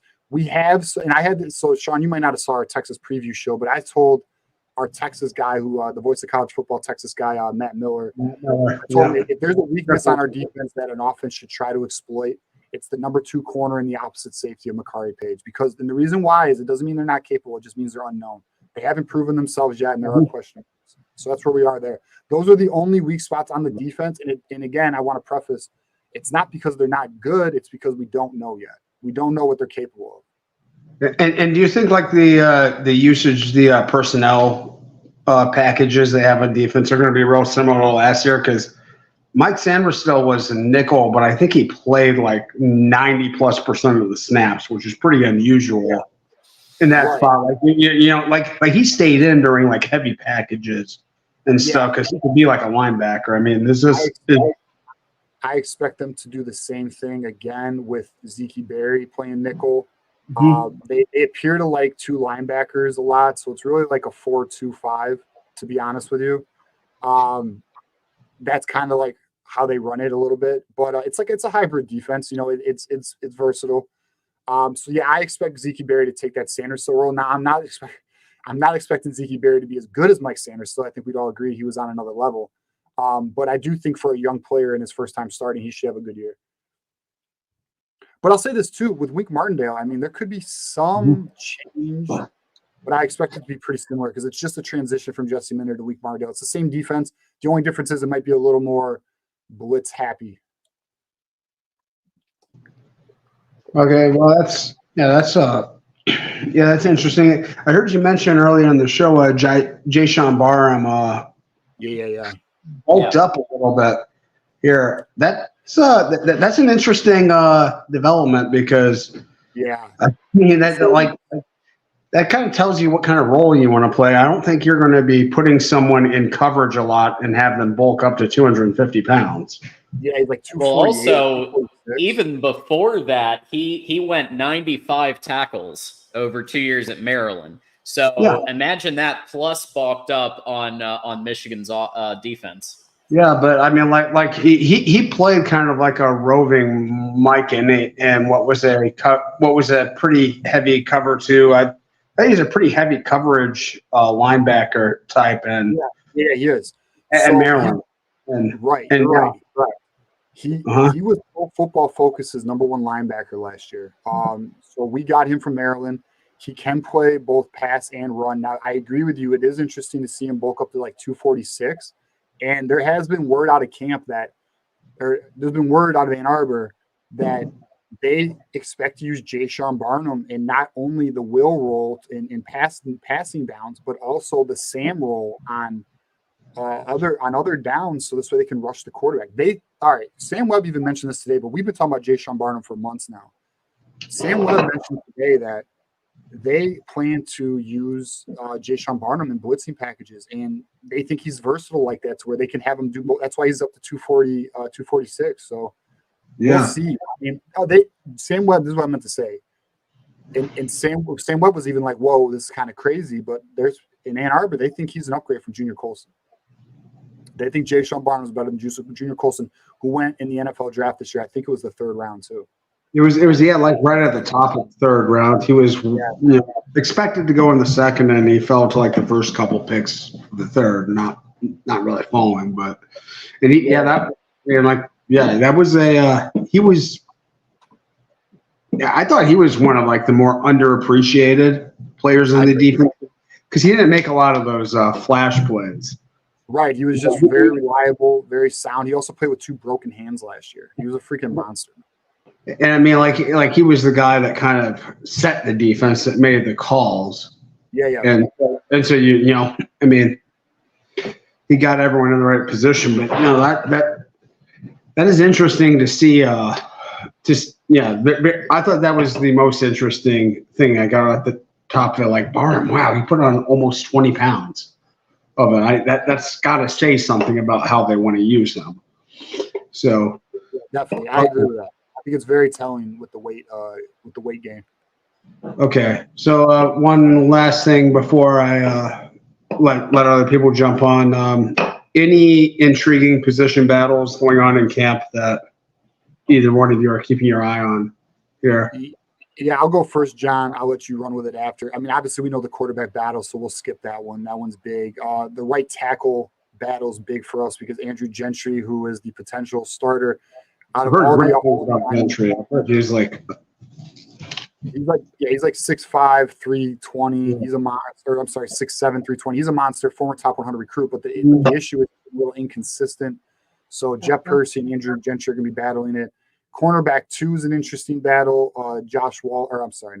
Amir Hall and Jair Hill is going to be an interesting battle. And then John has an interesting battle. I'll see if he names it. If he doesn't, I'll throw it out there. But John, what other battles are you looking at? There's one that I know you should say. I don't think it's really much of a battle anymore, Okay. but Fred Moore versus Amarian Walker. Yeah. So the wide receiver X position, it could be a battle. Yeah, it's going to be Fred Moore. Yeah. And then safety between Wesley Walker and Quentin Johnson. Those are really the only battles. I think the rest of the offense and defense are pretty set. I'd say so. Those are really the only battles in the camp. Any guys that will that could emerge that haven't gotten a lot of playing time yet that could really surprise? What? Yeah, great question. So here's some names for you, man. TJ Guy is the next name on the defensive line you should know. TJ Guy's gotten a lot of hype, a lot of buzz. He's going to be the third defensive end. He's going to be rotating. And then the other name you should know is Marlon Klein, tight end, who's going to be backing up Colson Loveland. Marlon Klein is faster and taller than Colson Loveland, not better than Colson. Colson Loveland's arguably the best tight end in the nation, but this kid is extremely athletic, and by all accounts, he's looking to be next, like a name to know. And then another name, possibly, I would say Jair Hill. Jair Hill really could be a dude. He was a former top 100 corner, but we'll see. I haven't seen him have any playing time yet, so I'm hesitant to say, but the other names I feel really confident about. Awesome. Well, okay. Thanks for your time, guys. I'll I'll see you, if not next week, I'm sure soon in the future. So definitely, Sean. Don't be a stranger, man. Love talking to you, bro. Take care, bye. Later, Sean. Shout out to our boy Justin coming through with the $5. I heard Orgy struggled today, but does it mean that the old line struggled, or is the secondary steep, but undercutting wide receivers? I don't know. We'll find out. I mean, Juju also said he heard the same thing from his guy that he seems to have a connection with. I don't know. I've not heard anything, so I can't confirm it. We'll find out. If that is the case, then I think we all know, like, that's not obviously ideal, and we'll have to see. We'll just have to see what else comes out. And also, I want to mention this too, though. First week of camp, guys are rusty, timing's off, people aren't in rhythm. You got to kind of wait a good week or two into camp before you can get a better idea. But we'll see. I mean, if it becomes a trend or this becomes like a real thing, then obviously we have to be, obviously I think we would be concerned about it, So we'll see where that goes. I want to update our total. We are up to, I think, $123 now, John. So 107 so far, I believe. It's more than that. I recounted it. Is every membership been a $5 membership? Yeah, if they're gifted, they're $5. Okay, then we were at 117. So I should probably recount it. I'll recount it after our next caller, but we're either at 117 or 123. So shout out to you guys. Appreciate that. If we can get to 200, we will go another hour. I will, at least. John's got work tomorrow. But we'll go to our next caller. Oh, shit. Okay. We'll go to our next caller. My boy, Nick. What is up, Nick? And then Dr. Buckeye, you're next, my friend. Hey, guys. How's it going? Going good, man. How you doing? Great. Good. Yeah, sorry about last night with the Microsoft Teams. I didn't know it was going to – I'm assuming it cut off for everybody there. Yeah, so okay. No, I'm glad you brought it up. So for anyone who didn't, because I don't know if we talked about it in the beginning of the show. So we're using Microsoft Teams, and because it's a free account, we only have an hour window. After they gave us like probably an extra 3-5 minutes, John. But yeah. How it goes is once we reach that hour, it cuts us out. So that's kind of where we are with it. The reason why we're using that feature is because we're gaining so many members. There comes a point where StreamYard's not feasible anymore, and we gotta use a different platform. Yep. Good problem to have. Yeah, it is a good problem to have. I'll tell you what, if we keep getting super chats and memberships, maybe we'll pay for the upgraded package for Microsoft Teams, so we don't run into that hour cutoff. But we'll see. Things are going well, but we'll see where it goes. Hopefully, we get some sponsors for the show too. There we go. Yeah, I won't spend too much time on this, but the last caller talking about just accepting a bowl ban. From what I've gathered and understand, I don't think it's feasible for them to even implement a bowl ban for this season. I don't even think they would do that. I mean, I don't think they're going to do it before. I don't think they have time to do it before the season. And I don't know how they would do it once the season started. That would sound crazy. So I don't think it's going to come to that. But I mean, I don't know. Just lying down and accepting that nonsense. I really hope it doesn't happen, but yeah. But it's also Ward Manual. So you also have to keep that into that's consideration is you have one of the biggest do-nothing athletic directors of all time. So because of that, you're kind of in a 50-50, I think. But I feel there's more desire to fight a postseason ban for 1 to 2 years, if that even were to happen, which again, it's one source that speculated that it might happen. And he then clarified that to say, there's no indication that it's actually going to be received, right? So I don't see it. The problem with the future bowl ban is how do you justify punishing kids who weren't on the team when the rule was broken? I think that's one of the reasons why the NCAA is trying to get away from that. I think they've made it clear that they're trying to get away from it. And especially with Tennessee, if they didn't get a bowl ban for what was going on. I know we're in a different era. We're moving to a different era with paying players. But, I don't think a bowl ban is going to happen because I don't think the NCAA is in the business of punishing future teams and future players that had nothing to do with it. I just don't think there's any justification for that. And honestly, even if they tried to do it, I think that would be one of Michigan's arguments, and I think they'd probably win. So, but we'll see. We'll see. Like I said yesterday, predicting what the NCAA and those fools are going to do is pointless because who knows? Because they clearly want a pound of flesh. So true. Yeah, what's interesting too. I was gonna say, what's interesting too, though, is Jim Harbaugh's gone. Connor Stalions is not here. I mean, the people that they want are no longer here. I mean, Chris Partridge is not here. So I don't know. I mean, and I agree with you. NCAA has said they don't want to punish players who were not here for the incident or future. So I don't know. It's gonna be interesting. But again, I want to stress because I know it's bothering a lot of people, and our rivals are running with it. Look, Ballas walked it back the next day, saying that it's a possibility. He's not saying it will be in the notice of allegations. He's saying it's potentially an option. I think Ballas made he put out a piece of information that I feel, I don't know, he might have worded it incorrectly, or maybe he was just trying to build clicks or attention. I don't know. I don't want to say that, because I do think Ballas offers some value. And I know he is right. He's not wrong all the time or anything like that. So I don't know what his approach was or what he was doing. But at the end of the day, there's been other sources recently from different platforms or sites who have totally denied or said this is not anything they're hearing.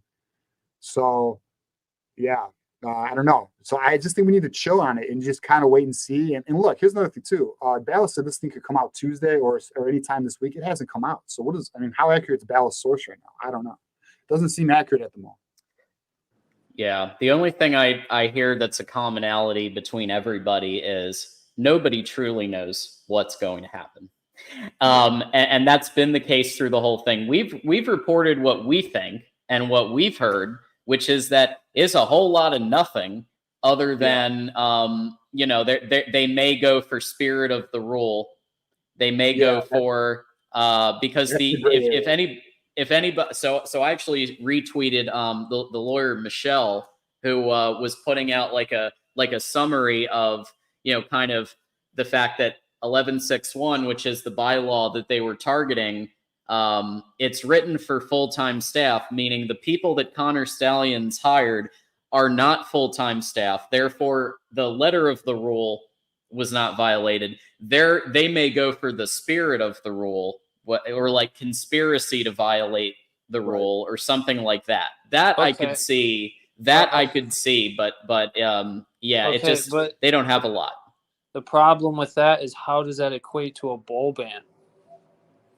How does that breaking that rule? How is any sane person trying to equate that a bowl ban is appropriate? Because the NCAA, if we're going to start going into, well, it sucks for us that we wrote a shitty worded rule, but now we're just going to change it to fit what we want to be able to do to you. If we're going to go into the spirit of stuff, then let's look at additional factors. The NCAA already said and indicated that the rule broken gave no significant competitive advantage. If you're going to open the door to the spirit of the rule, then you need to consider those things as well. And if it didn't give a significant competitive advantage, then just go with a fine or something like that. I don't think there's any justification for anything even close to a bowl ban. That sounds like I agree. Crack. If they agree. Yeah, we're with you. I hear you. And plus, the feel out of Ann Arbor is it's a bunch of level 2 and level 3s. The only level 1 is Connor Stallions. Right. But he's no longer here. And I don't know. I just I'm interested. I'm waiting for this. I want this damn thing to come out because I want to see where we are with it. What's Michigan's response going to be? And plus, then we're going to have 90 days on because Michigan's going to take that full 90 too. Just understand all of our listeners. Of course. Once that notice of allegation comes, Michigan is not responding, and they're not going to say shit for 90 days. You're not going to get anything. There might be a leak. Maybe Ballas will have who knows? Maybe Sam will have a leak. Somebody might have a leak. Maybe I can get some intel. I don't know. But at the end of the day, they're going to be very quiet on it. So we'll just have to see, man. I think everyone needs to just observe, wait, and remain patient on it. I don't think we should be buying into what. And plus, Ballas walked it back the next day. So if he's walking it back, how much validity does it have? I don't know. The funniest, can you guys imagine how rival fans would start to melt down if the bowl ban never even came close to happening or never happened? No vacated wins, no nothing, and just a fine. That would just. Dude, I am rubbing our rival fans' faces in that shit every week for the next 5 years if this is what we think it is, because I am never letting them not know it, and I'm letting them know how sad they look through this whole process. It's wild to see. The state fans are the worst, I will say, but the Ohio State fans, the state fans, it's all they got. And when I mean state, I mean Michigan State. The Michigan State fans are the worst fans when it comes to this because they got nothing. They got their team is in the gutter. They're at the bottom of Lake Erie. They need scraps. They need some hope, bro, because they got no hope right now. And then the Ohio State fans, it's a shame to see it because you're a proud program, you're an elite program, but you guys are really hoping the NCAA handles your business.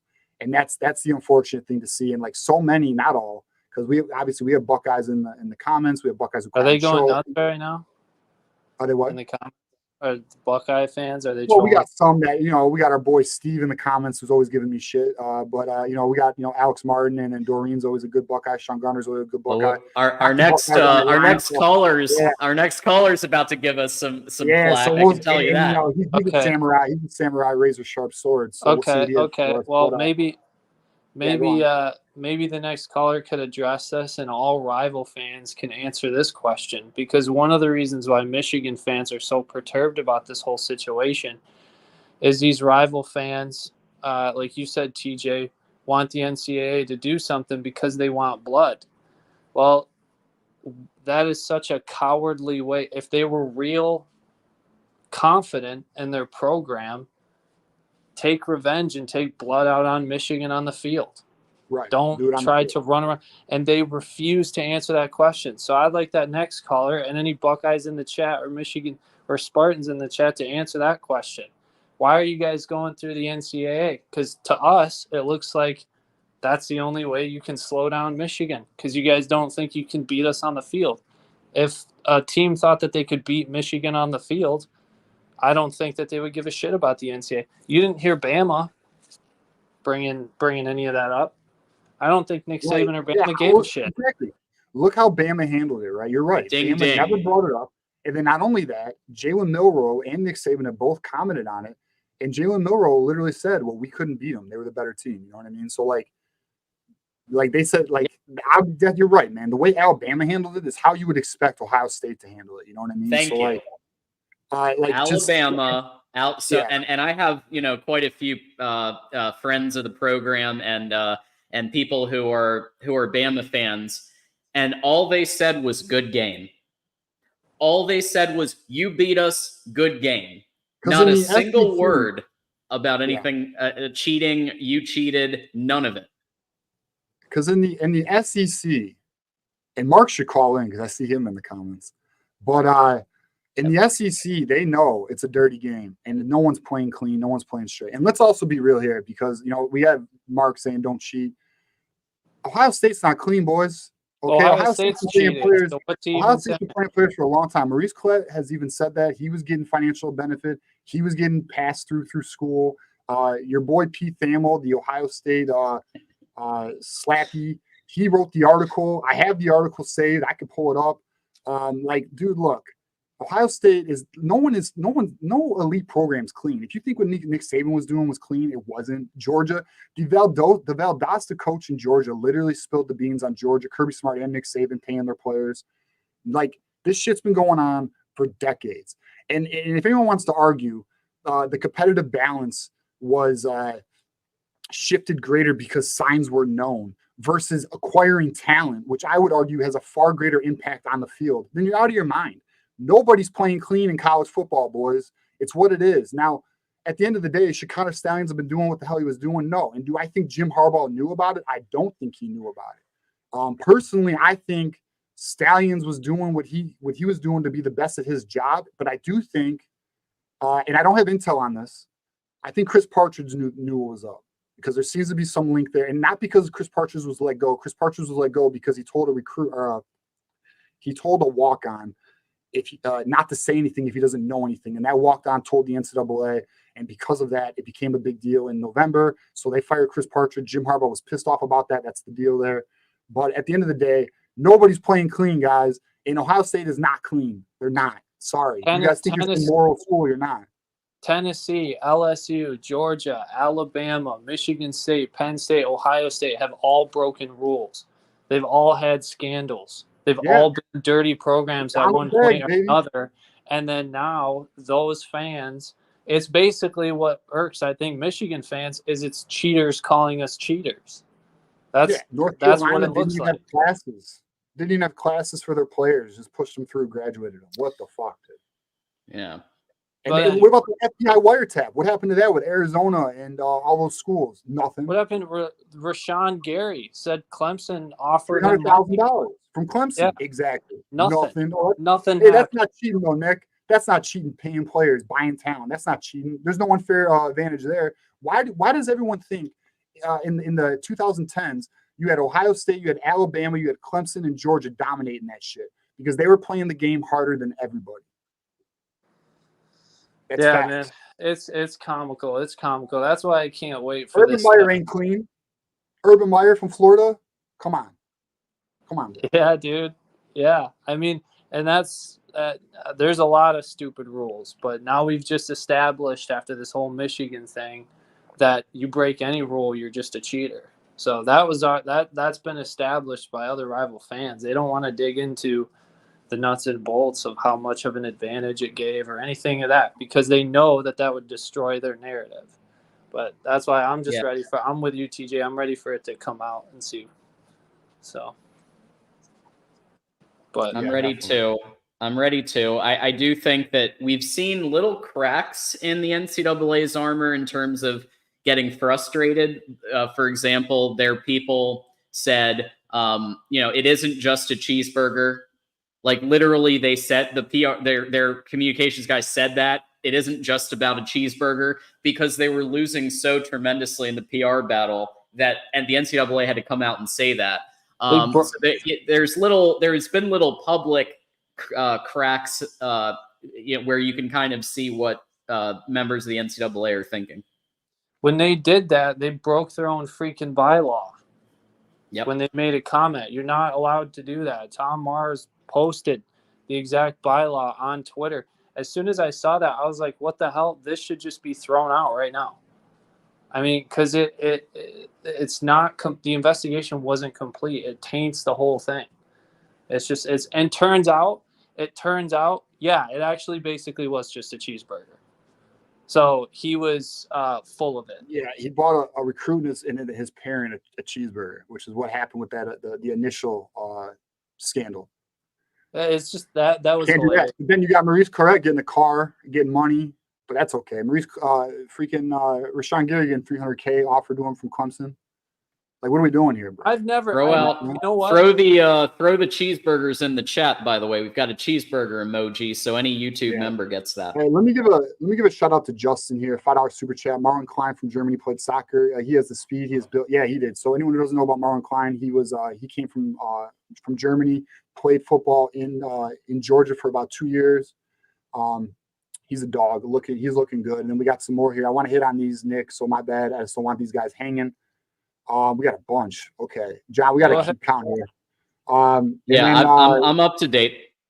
Shout out to Drufus. Shout out USA's women's rugby. Hell yeah, they dominated that shit, especially that one girl who destroyed the other girl. Dude, Olympics has been fun. Anyone watching the Olympics? I'm a big fan of the Olympics. I've been trying to watch as much as I can of it, but the time zone difference has made it tough. But it's been fun to watch. And plus, I think they need to show more events on the different channels. What the hell is NBC doing? Do better. Oh, shoot, that's me. Alex Martin. Okay, we got Drufus again. Calling Mark. Hey, Drufus is calling you out, Mark. Call in, big guy. This is a mess. Mark says $500 and he'll call. Or just what is it? $69 to get the third hour once we take our last caller. So Mark is indeed a Buckeye, but he is fairly neutral on many things. So shout out to Mark. We love Mark, obviously. He's the owner of the company. But, he's going to bat for his team, as he should, as we would too. I'll take this down now. But as we can see, this is the Pete Thamel article. Maurice Correct. There's more of this too. We saw what that player said about when Urban Meyer's approach of what is it going to take to get you here in terms of financial inducement, stuff like that. But no, that's old, John. Yeah, I was going to say that's old. Alex Martin coming, Buckeye. You beat our ass in football in violence. We are pansies now and cry when things don't work out. Day isn't it. Stop pretending OSU fans. Alex Martin coming through. Listen. That's things surprising. are not the same with Ohio State. I think a lot of Ohio State fans. I would like to get Dr. Buckeye's opinion on that. I think reasonable Buckeye. I think we'll see this year. This could be their year. I mean, look, I'm not going to deny they're a good team this year. We'll see what the deal is. Dr. Buckeye says, bring it on in the private chats. We'll have him on. It'll be a good chat. But all right, Nick, what else you got for us before we bring on Dr. Buckeye? Just wanted to hear about. It sounds like the visit with Jerome Miles went really well, and he wants to get back. That's all I heard. But do you have any more insight on how the visit went or what they're thinking? So Michigan did everything they need to do. They crushed it with Jerome Miles. Jerome Miles is really into Michigan. He's going to come back for an official visit during the regular season for a game day experience. He's going to see what that's like. Right now, it's a Michigan, Utah, USC battle. There are some SEC schools trying to throw their hat in the ring, but the thing is, one, proximity to home is a big deal for him. He's from Utah, though. And then secondly, he wasn't a culture fit at Ole Miss, which is why he decommitted, but he does feel comfortable at Michigan in terms of their culture. I mean, I think we would all agree there are different flavors between Ole Miss and Michigan, so I can understand that. So, yeah, I mean, at the end of the day, Michigan did what they needed to do. Now it's about getting him back on campus, and we'll know more then. We'll know more then. All right, sweet. Well, hopefully they. I think it was Miles, right, who said Ohio State was his dream school. Is that correct? Miles, right? It was Jerome Miles, right, who said. Oh, I'm saying like right. I don't know if Jerome Miles. No. Shit, he said Ohio State was his dream school, bro. Yeah. So Ohio State offered him a scholarship like 2 days before his the barbecue at the Big House, and I forgot. My bad. I should throw Ohio State in the conversation. They are in the conversation now, and they are a problem, bro. And let's be honest. At the end of the day, they are wide receiver U. He did say they are his dream school. We'll see what Michigan can do about it. You know what I mean? Like, it's up to Michigan to do something about that. So yeah, that's a problem. And again, that's the rivalry. F those guys for doing that shit. They know what they're doing. They know Michigan has an opportunity for Jerome Miles, but we'll see where it goes. Well, I think Michigan will have a legit shot at him. So they do. They have a legit shot. We're in it, but we'll see. Ohio State is listen, dude. In terms of recruiting, they're the best in the nation right now. So I mean, they're the real deal Holyfield in that case. Yeah. All right, guys. Well, thanks for taking my call. Thanks, Nick. All right, Nick. Have a good one, man. Thanks for calling in, bro. Go Blue. Yeah, see ya. All right, John, what is the tally? What is the update? Because we are now at the 2-hour mark. Dr. Buckeye, you are up next. Yeah, so we're at 136 total, which would mean we would need 64, and we'll go an extra, or 62 now, and we'll go an extra hour after we take Dr. Buckeye's call. Yeah, so Alex Martin, apparently his Buckeye loyalty was being questioned. Alex Martin says, I am the class of 94, more OSU than most, love my school. Look, man, there are some Buckeyes who don't like, even feel like we got one of our fellow, a Buckeye who's a member of our channel, Philip Buford. Doreen's also a Buckeye who's a member of our channel. Philip Buford, for example, he and King called in. He said the same thing. He's like, I'm tired of this shit. I just want to play ball. I want it to be settled on the field. I think there's a lot of Buckeyes who feel that way. And, that's the respectable position. Whatever happens with the NCAA, we'll see. But like the ones who are extreme and like want blood and like all they can say is cheaters and all this and that. It's like, bro, for one, and we've already talked about it, you're not the cleanest program in the world. You're not freaking a virgin. You know what I mean? Like, get out of here, bro. You're just as grimy. You just haven't been caught doing things as much as we have recently. And then, at the end of the day, it's about winning on the field. That's what matters. And then shout out to Drufus again for saying he comes to the Voice Constable for his info. And then Alex Moore, I want to hit on this early. He goes, Eric Boggs on our end and John TJ on your end are the best podcasters. We appreciate that, man. We really do. And then hold on, there's one more super chat, Dr. Buckeye. I'm gonna get you on here next. Miles said he loved the Michigan culture. Exactly, like he is a Michigan. I agree. So we'll see, man. But Dr. Buckeye, that's right. Hey, nemesis. What is that? I brought my Connor Stallions glasses tonight, gentlemen. I was going to get a mustache, get on a sideline somewhere, go hang out. I was wondering if I could, invade some sidelines and do some research. I got my Best Buy account coming in, so I figure I can get some recording devices. There it is. I was waiting for that. Okay, so those of you who are waiting for the Best Buy line, you can cross that off your bingo card now. That's right. Line. There you go. Check. I would have bet any. By the way, I have some answers to some of the things that you were just talking about. I've created a list, so we can go down it. By the way, we got a 1-year bowl ban for Jim Tressel with tattoos. Tattoo gate. Was that weak sauce? And we got a 1-year bowl ban over that. I heard Team Up North fans saying that was weak sauce to get a 1-year bowl ban. Okay. So apparently 1-year bowl bans, at least according to the NCAA, they haven't set the bar real high, gentlemen. So let's be clear on both of our position on the Ohio State tattoo gate. I think TJ, you're about to say the same thing, that we think that was bullshit too. Yeah, so if we're gonna be logically consistent, I don't think you all should have gotten a 1-year bowl ban for that personally. Okay. I'll say this. And all right. There probably were a bunch of Michigan fans who fucking gloated as hell with that. And like that, I knew some of them, by the way. I was living in 2010. I had a computer and a television, and I heard those folks, by the way. But that's neither here nor there. Okay. Yeah, I was gonna say though, like that's why our podcast is a little different. Like we're not looking for blood with you. Like we just want to beat you on the field. You know what I mean? And then because we know everyone's playing the game. And not only that, like I think it's bullshit the players weren't getting paid. I think it's bullshit if you got a sponsorship, you couldn't go in the Olympics. You know what I mean? Things like that, or whatever. For like the kid for Colorado couldn't play football. Okay, we got sponsored. You know what I mean? Like that's not our position. But I mean, I hear you. And look, there are Michigan fans who are just as extreme. There's no denying that. I don't like. I should watch my words here. I'm not gonna say I don't like, but the culty Wolverine fan. Okay, where it's like they can't be objective. I'm not. That's not us. Like they are. We have those as well. It's both sides of the line here. Yeah, I believe Dace is the leader of he's the Jim Jones of your cult, by the way, I think sometimes. Okay.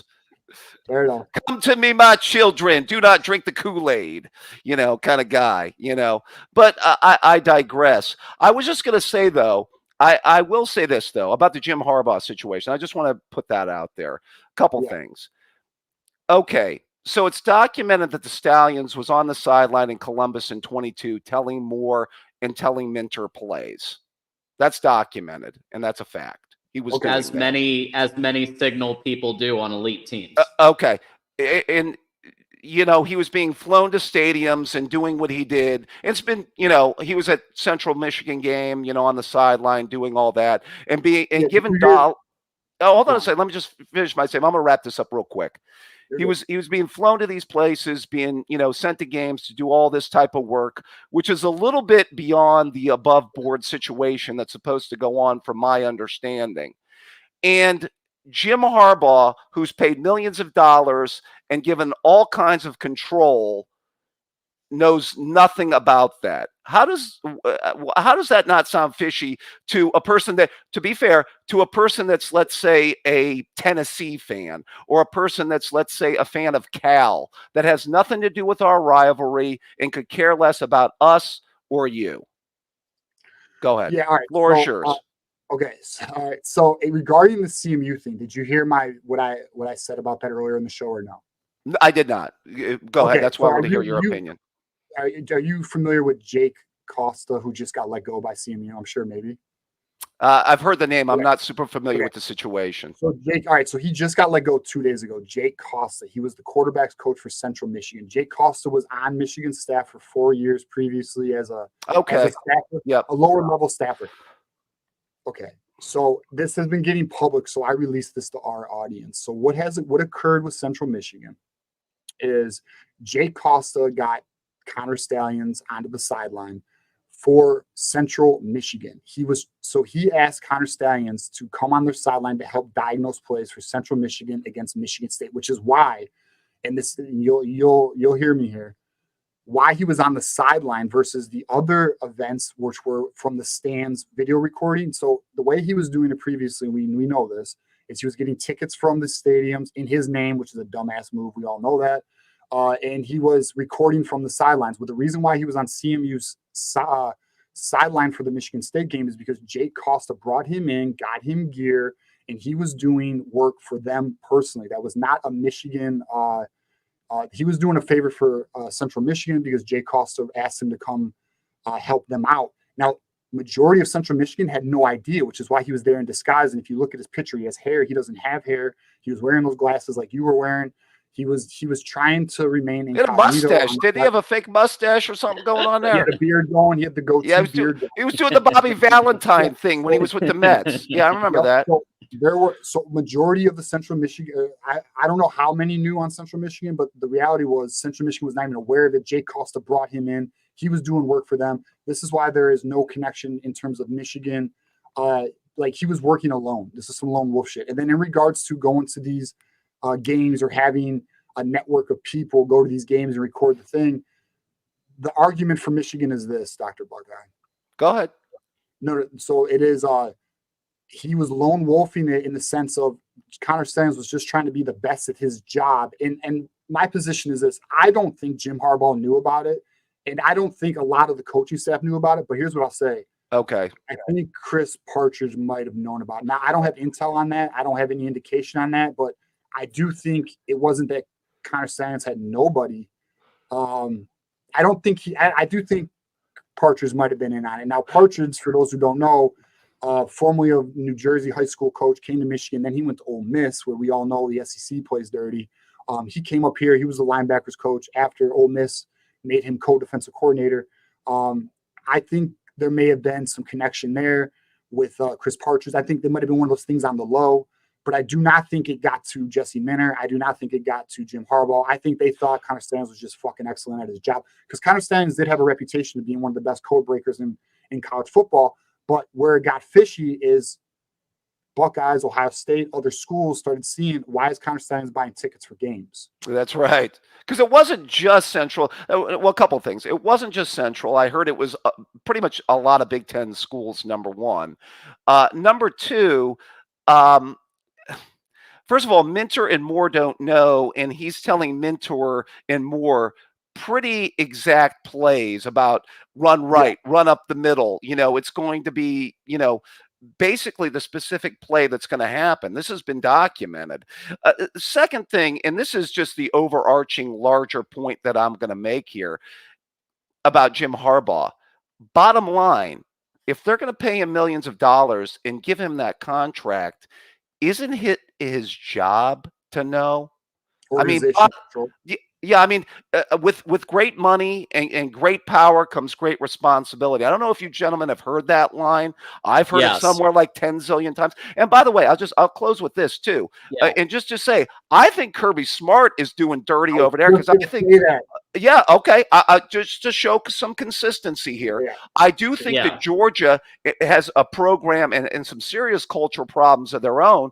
And I think it's his job to know that there's drag racing going on and that these accidents are happening. So bottom line, just to that point, gentlemen, isn't it Jim Harbaugh's job to know with the money they pay him and the power they give him? Go. Okay, so two things.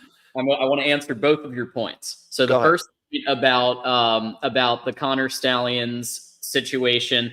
Remember that and you know this, Dr. Buckeye, but some people who are watching the show might not. That almost every elite team has signal people. And almost every elite team has their opponent's plays that they've already seen on film blocked out with all 22. So until 2021, Connor Stallions was just watching all 22 film and literally decoding stuff because it was COVID protocol. Everybody was doing stuff from home and remotely and everything else. So he was, while some people were watching Squid Game, he was going on and decoding all 22. And so there was some plausible deniability there because until that point, he was legitimately doing it the way it's supposed to be done. Number two, about institutional control, by the letter of the law, you're right. Like, yes, according to the NCAA and according to the Big Ten sportsmanship bylaws, yes, the head coach is supposed to know everything. But also in practice, the head coach isn't psychic either. So, yes, correct. The head coach is supposed to know every nook and cranny of every aspect of everything in the team. But in practice, that's kind of hard, even for the $10+ million coaches. All right. So you're falling back on the fact that it was difficult for him to know, and that's just it. Because a lot of college coaches have used the line, "I didn't know." And you guys know, "I don't know" is probably the weakest form of self-defense at any level of our society of doing something. I mean, John, you know the law fairly well here. I mean, you know it better than I do. People that use the "I don't know" line are standing on shaky, shaky ground. I mean, it's ice that's about ready to slip beneath your feet if your answer to everything is "I don't know." I'm sorry, you can go with that, and maybe you can get away with "I don't know," but well, in this investigation, since the key players aren't talking, that's actually a big problem from an evidentiary perspective, because if Connor Stallions isn't rolling over, if the CMU people aren't rolling over, those are their critical links to the entire thing. So if they're not talking and there's not really much else other than the tickets, the Venmoing, and I understand that does show that he paid his friends, he paid people that weren't full-time staff to go scout. But at the end of the day, if you read the bylaw, it's full-time staff that can't go and film other people's games and scout. But there is nothing saying that you can't hire people. There is nothing saying that you can't Venmo some people to go and film with iPhones. There's nothing saying that. So because of that, the NCAA is probably going, and again, this is where we get into speculation, probably going to go more spirit of the rule. And here's what we're going to throw at you for the spirit of the rule being violated, and conspiracy to break the rule, and maybe even some more recruiting stuff tacked on level 2 to make it sound more menacing than it actually is. But that's what I predict. But again, that's speculation.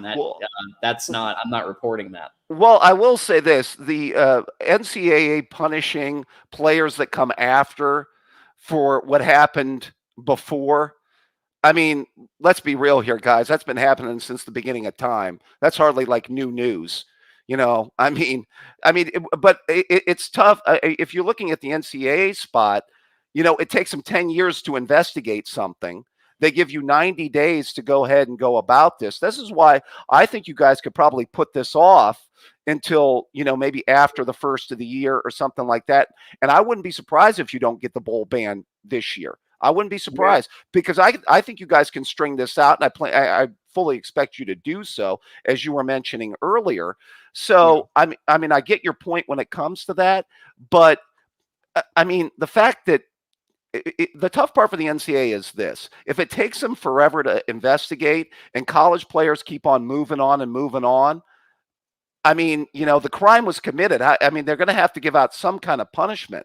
I'm sorry if the players weren't there a year ago and it took them 2 years to investigate the thing, and because of their own, ineptitude or whatever, the NCAA, being an inept organization, is agreed upon by like everybody. But that's the situation you're looking at. So the fact that players get punished after the fact has been happening before we were even talking about this, and will be happening after this whole situation. I don't think that's new news. I don't know where you're coming from on that, but well, to your point on Michigan stringing this out. So what I've heard is, if say this notice of allegation comes and then Michigan takes its 90 days and then it counters with their response, if this does go into legal motion, I heard the earliest it will start is mid-2025, and that is just the beginning of the court battle. So you're right, it would how it would go, and it would take years in the court system. So yeah, I do not expect. I'd put money on it that there will be no bowl ban this year at all. I don't think there will be a bowl ban period, but I'm just saying if there happens to be, it won't be this year. They're going to fight it. That's all. That's the indication on Ann Arbor. They are saying, the circles out of Ann Arbor are saying, if there is anything like that, if there is an overstep by the NCAA, they will go to court with it. We'll see. Listen, I'll say this, Dr. Buckeye. We heard that before. Before. So, I'm just saying what we're hearing. We'll see if they actually bite this time, Well, my guesstimation is I think there's a chance you could see something February, March, after the college football season is completed. You could see something around that time frame. But allegations. Well, you could see notice of allegations maybe before the end of the season, and then they string out the 90 days, and then they make the determination after the first of the year, is where I was going with. So maybe somewhere around February or March, so that the ban would be instituted for 25 is what I was thinking. But if Michigan fights it, it won't be in place. What's that again? They can't do it. If it goes to court, they can't. It won't be in place. Well, I still think they could get it instituted before the fall of 25 is what I'm saying. We'll see. I don't know. Here's the other danger. I'm not saying that's my hope. I'm just saying I could see it playing out that way. So they're also the NCAA is putting themselves in a tough position, because it's almost like now they kind of have to like drum up whatever they can, because there's this thing called suing for defamation of character. And if it's revealed that there's no evidence or very little evidence, which everyone from Isaiah Hole and like every beat writer that I've seen that actually has dug into this stuff and knows people at the organization, like knows people who are in this at Michigan, there's something called defamation of character, and literally everyone from Jim Harbaugh to Connor Stallions to the Michigan program have had their name dragged through the mud. And if there isn't the evidence to back this up, that could be the court battle, is defamation. So this could go the complete other way, and it could become an offensive. It could be going on offense. So this could go a lot of different ways. Well, bottom line, are you guys going to watch the Connor Stallions Netflix? What about the Netflix special? Have you guys made reference to the Netflix special yet? Are we DVRing the Netflix special? I thought he was still in Henry Hill Witness Protection Program. He was going to have to live the rest of his life like a schnook or something. I thought that he's hiding out with Dave Portnoy. Yeah, right. Well, Portnoy was buying him drinks. That was his homeboy. He was. He was calling him a national. Did he say national treasure point? No, he Yeah, called him national hero because he was in the Marine or in the Navy.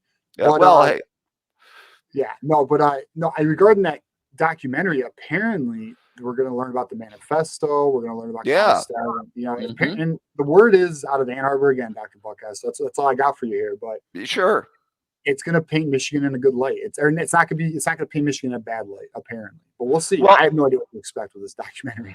Well, the Stallion is a homer. I got no doubt about that. I mean, obviously he's all in on you guys, and certainly when. Well, we can talk about going way too far because, well, you guys even acknowledged he went way too far. But you guys are saying he's a lone wolfer that went way too far. He shouldn't have. What you're saying, earlier.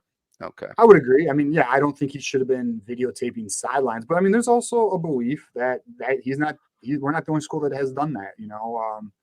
Listen, I mean, I think you're aware of what Illinois, Rutgers, and Ohio State was doing with that Excel sheet, right? I mean, that's a form of advanced scouting. You have coaches at a game taking down signs and then putting it into an Excel sheet and giving it to a future opponent. That's not far different. You're on a sideline. I think for the expenditures for this guy and the lengths they went for this guy and the fact that they were taking care of him and sending him place to place and doing all this, I mean, this guy was taking it to a different level than other folks have taken this in the past. Remember, point. He wasn't being sent.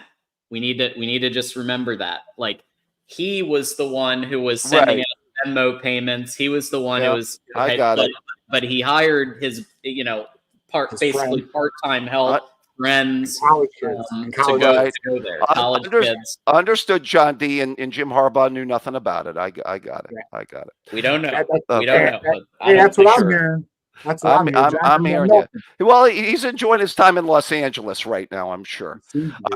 Well, let's talk a little football on the field, if I may, before I get out of here, gentlemen. Just kind of your vibe. We'll talk about your team and maybe we'll talk about my team, talk about the conference a little bit.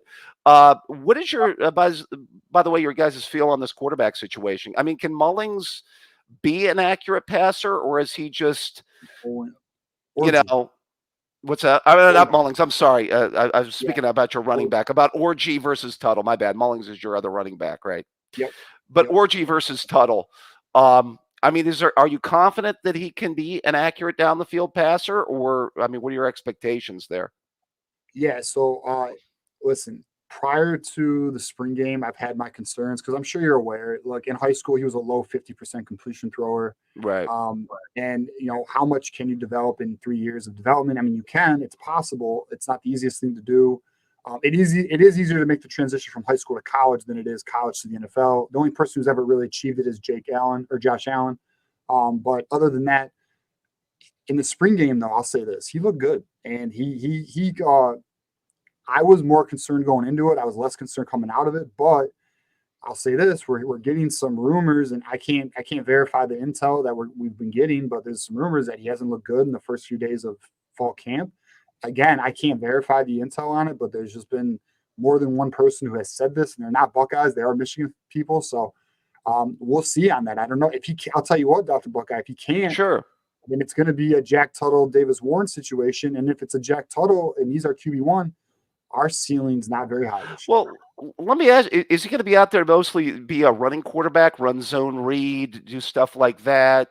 Quarterback design runs. What's that? He better do more than that. He better do more than that because that's going to be pretty predictable. And defense is going to load the box. I feel you. I'll tell you right now, if our season success depends on our quarterback, I think we all agree. We have a good defense. We should have a pretty solid offense. We got a bunch of talent from Colson Loveland to Donovan Edwards. We even have some weapons at wide receiver. But and our offensive line is I believe it'll be pretty solid.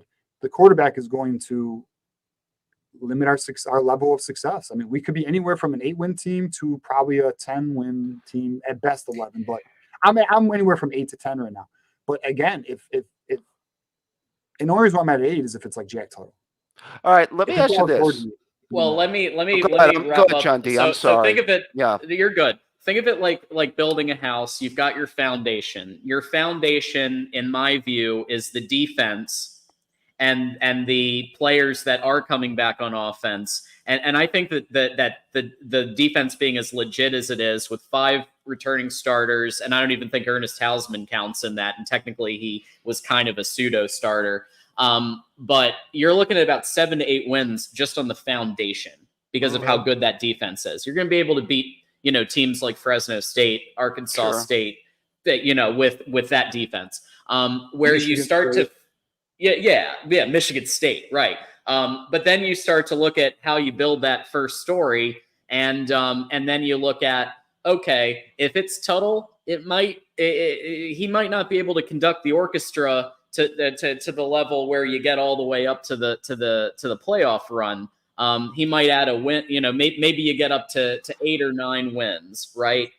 Then you get to an Alex Orji, who has the dual threat capability to run the ball, run RPOs effectively, hand the ball off to Donovan and Khalil Mullings, and hopefully pass enough to get to 62% completion. Then, in my view, that's the top. That's when you can get up to 10, 11 wins and do a playoff run. So if it's Tuttle, I'm sorry, Keith, but based on my read of his abilities versus somebody who's more of a dual threat, I'm going to give it an 8 or 9 win prediction versus if it's Orji, where I have it at 10-2.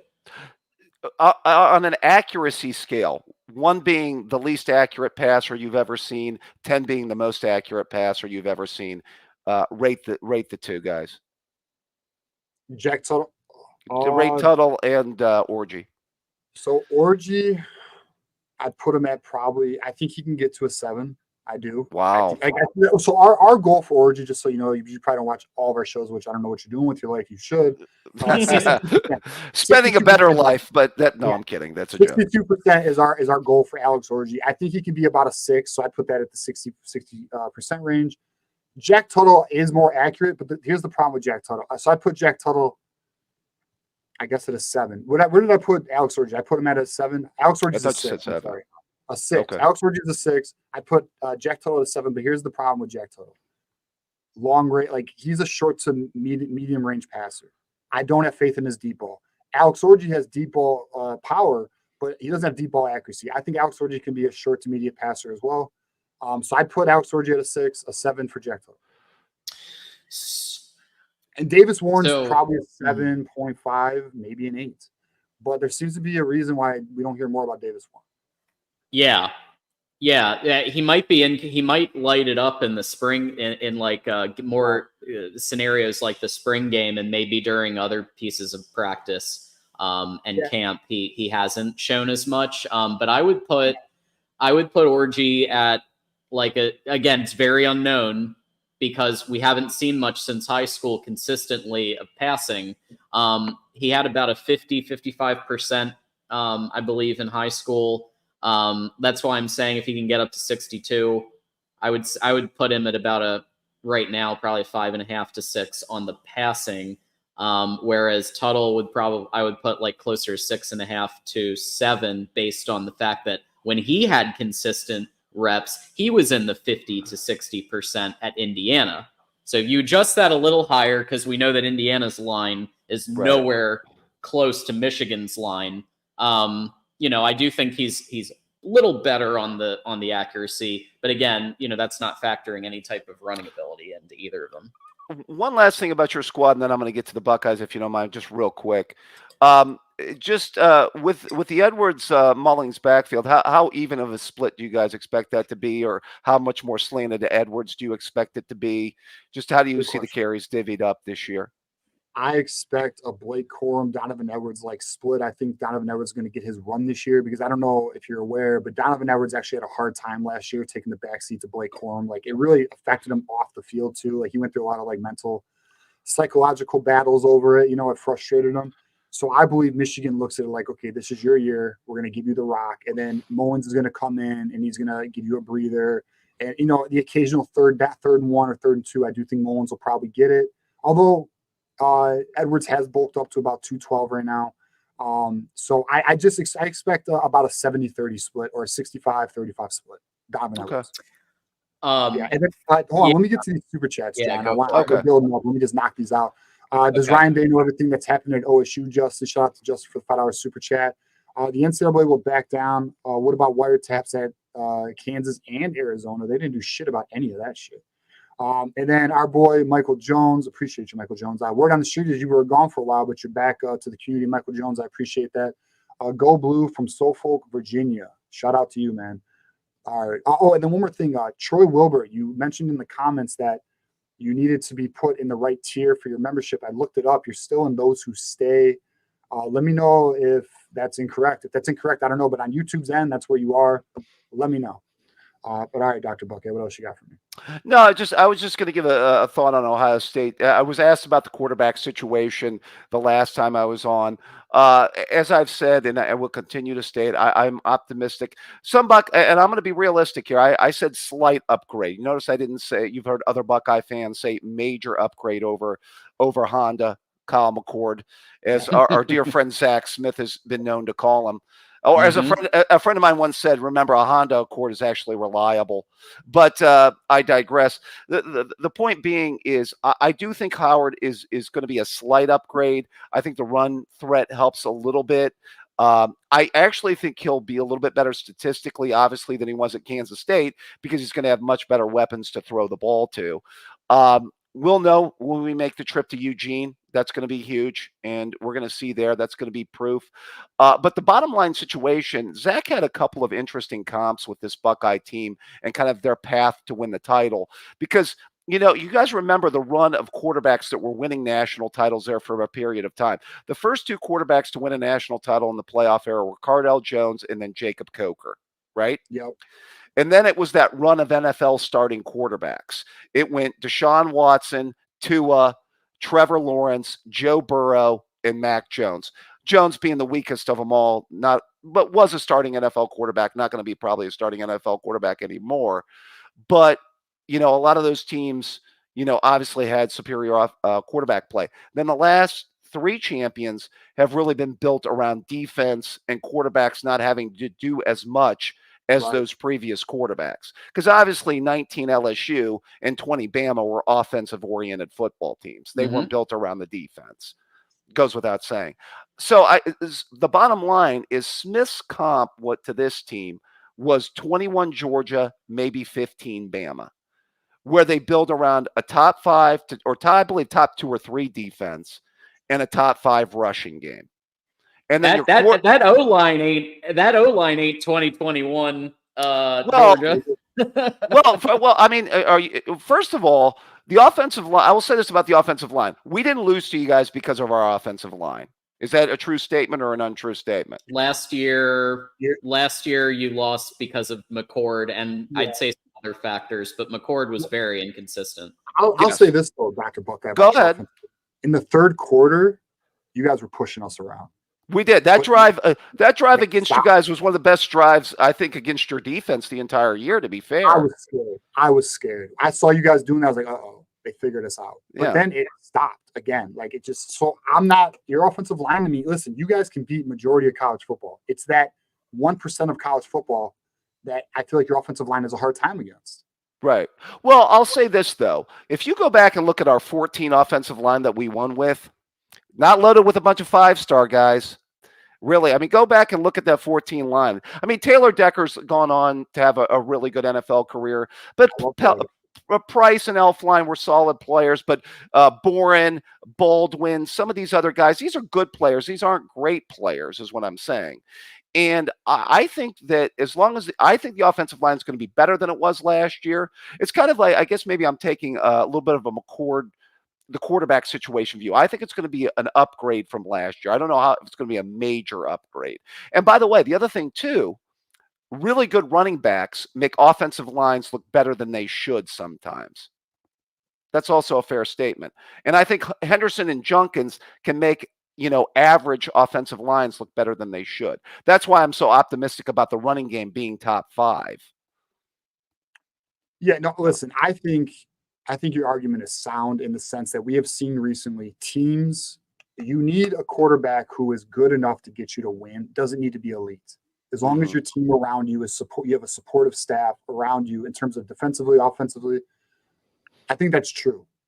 The question then, Dr. Buckeyes, is, and this is why I say this, for me to know what Ohio State really is, I need to see, obviously, Will Howard, we agree.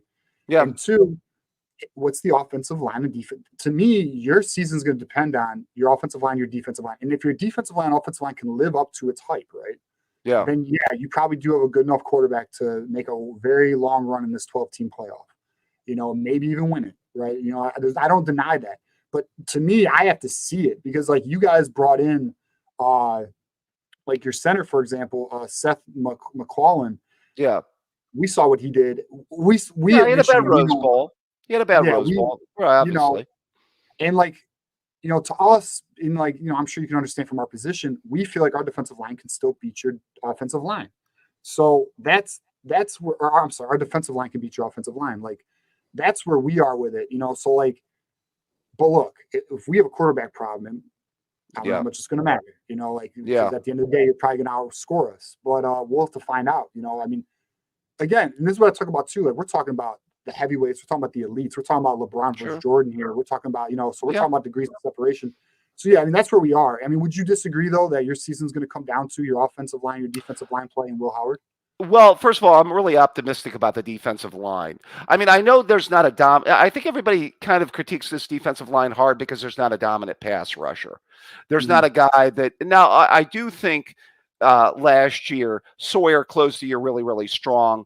And I would not be surprised to see him have a 9 or 10 sack season this year. And I mean, he's not going to be dominant. He's not going to, I mean, this is the thing is, in some ways, Ohio State's defensive line is being compared to past defensive linemen.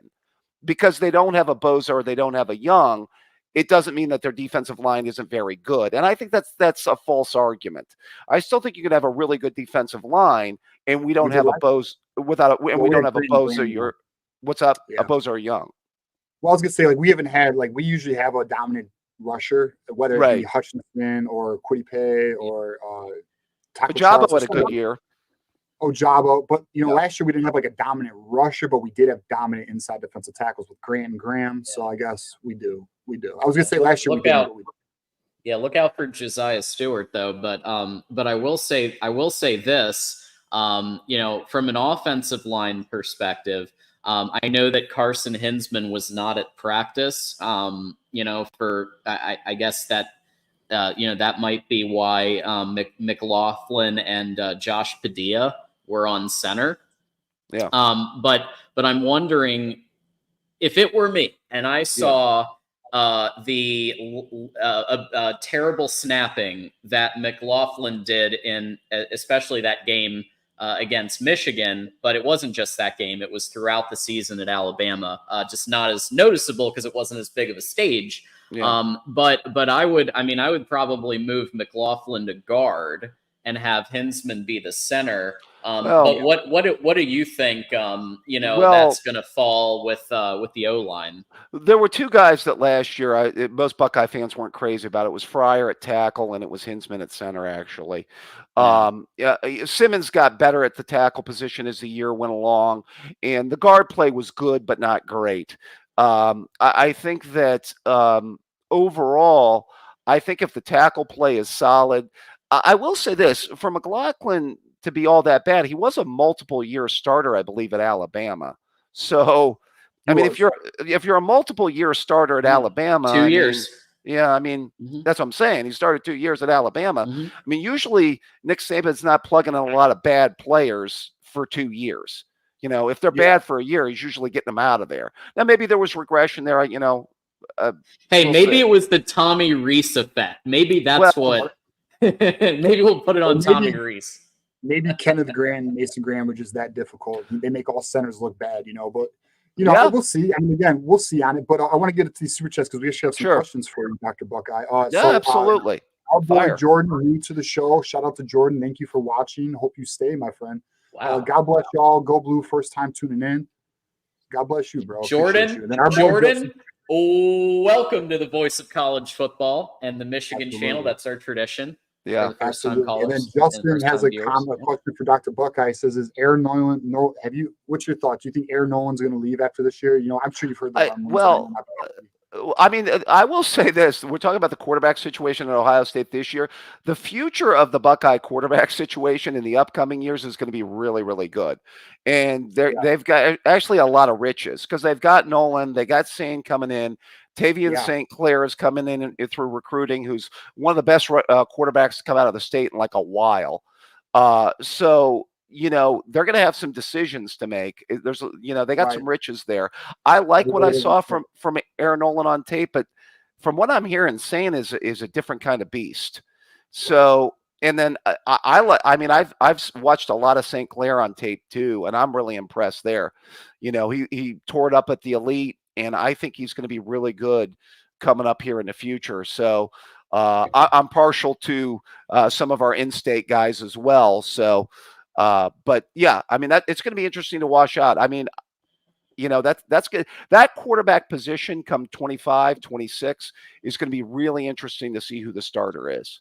And I'm optimistic. I think we're going to see some really good quarterback play in those years. I have to mention this as the captain of the Air Nolan fan club. Okay. Just like Keith is the captain of the Jack Tuttle fan club. That I think Air Nolan has not been given his opportunities up to this point. They put him in the spring game with like 5 minutes to go. And guess what he did with that time? 2 drives, 2 touchdowns, 100% efficiency. So that was clear. I think there's some off the field stuff where he was in the doghouse a bit metaphorically. And so I don't know if that has something to do with it, but it just kind of irks me that he was supposed to be the guy. And everybody said he was the guy. All the podcasts said he was the guy. He was going to be the guy. And then they get Julian Sand. And then all of a sudden, Aaron Nolan becomes yesterday's news and doesn't really get that same opportunity to showcase what he can do. So I think he might be the most talented quarterback you have, and he's going to get run out the door.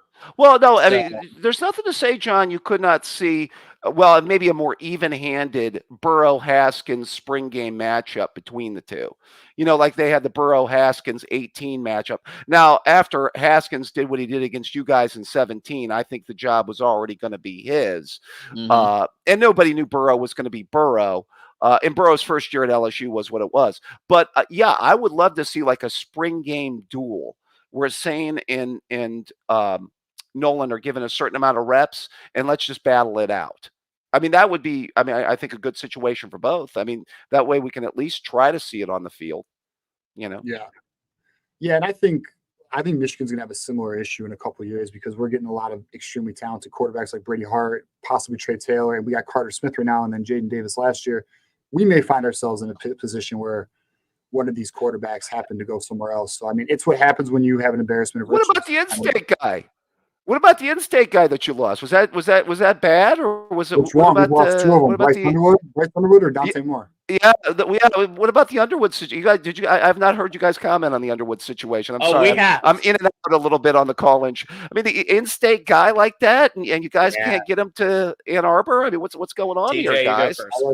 So LSU, was there bags? Are you going to say bags?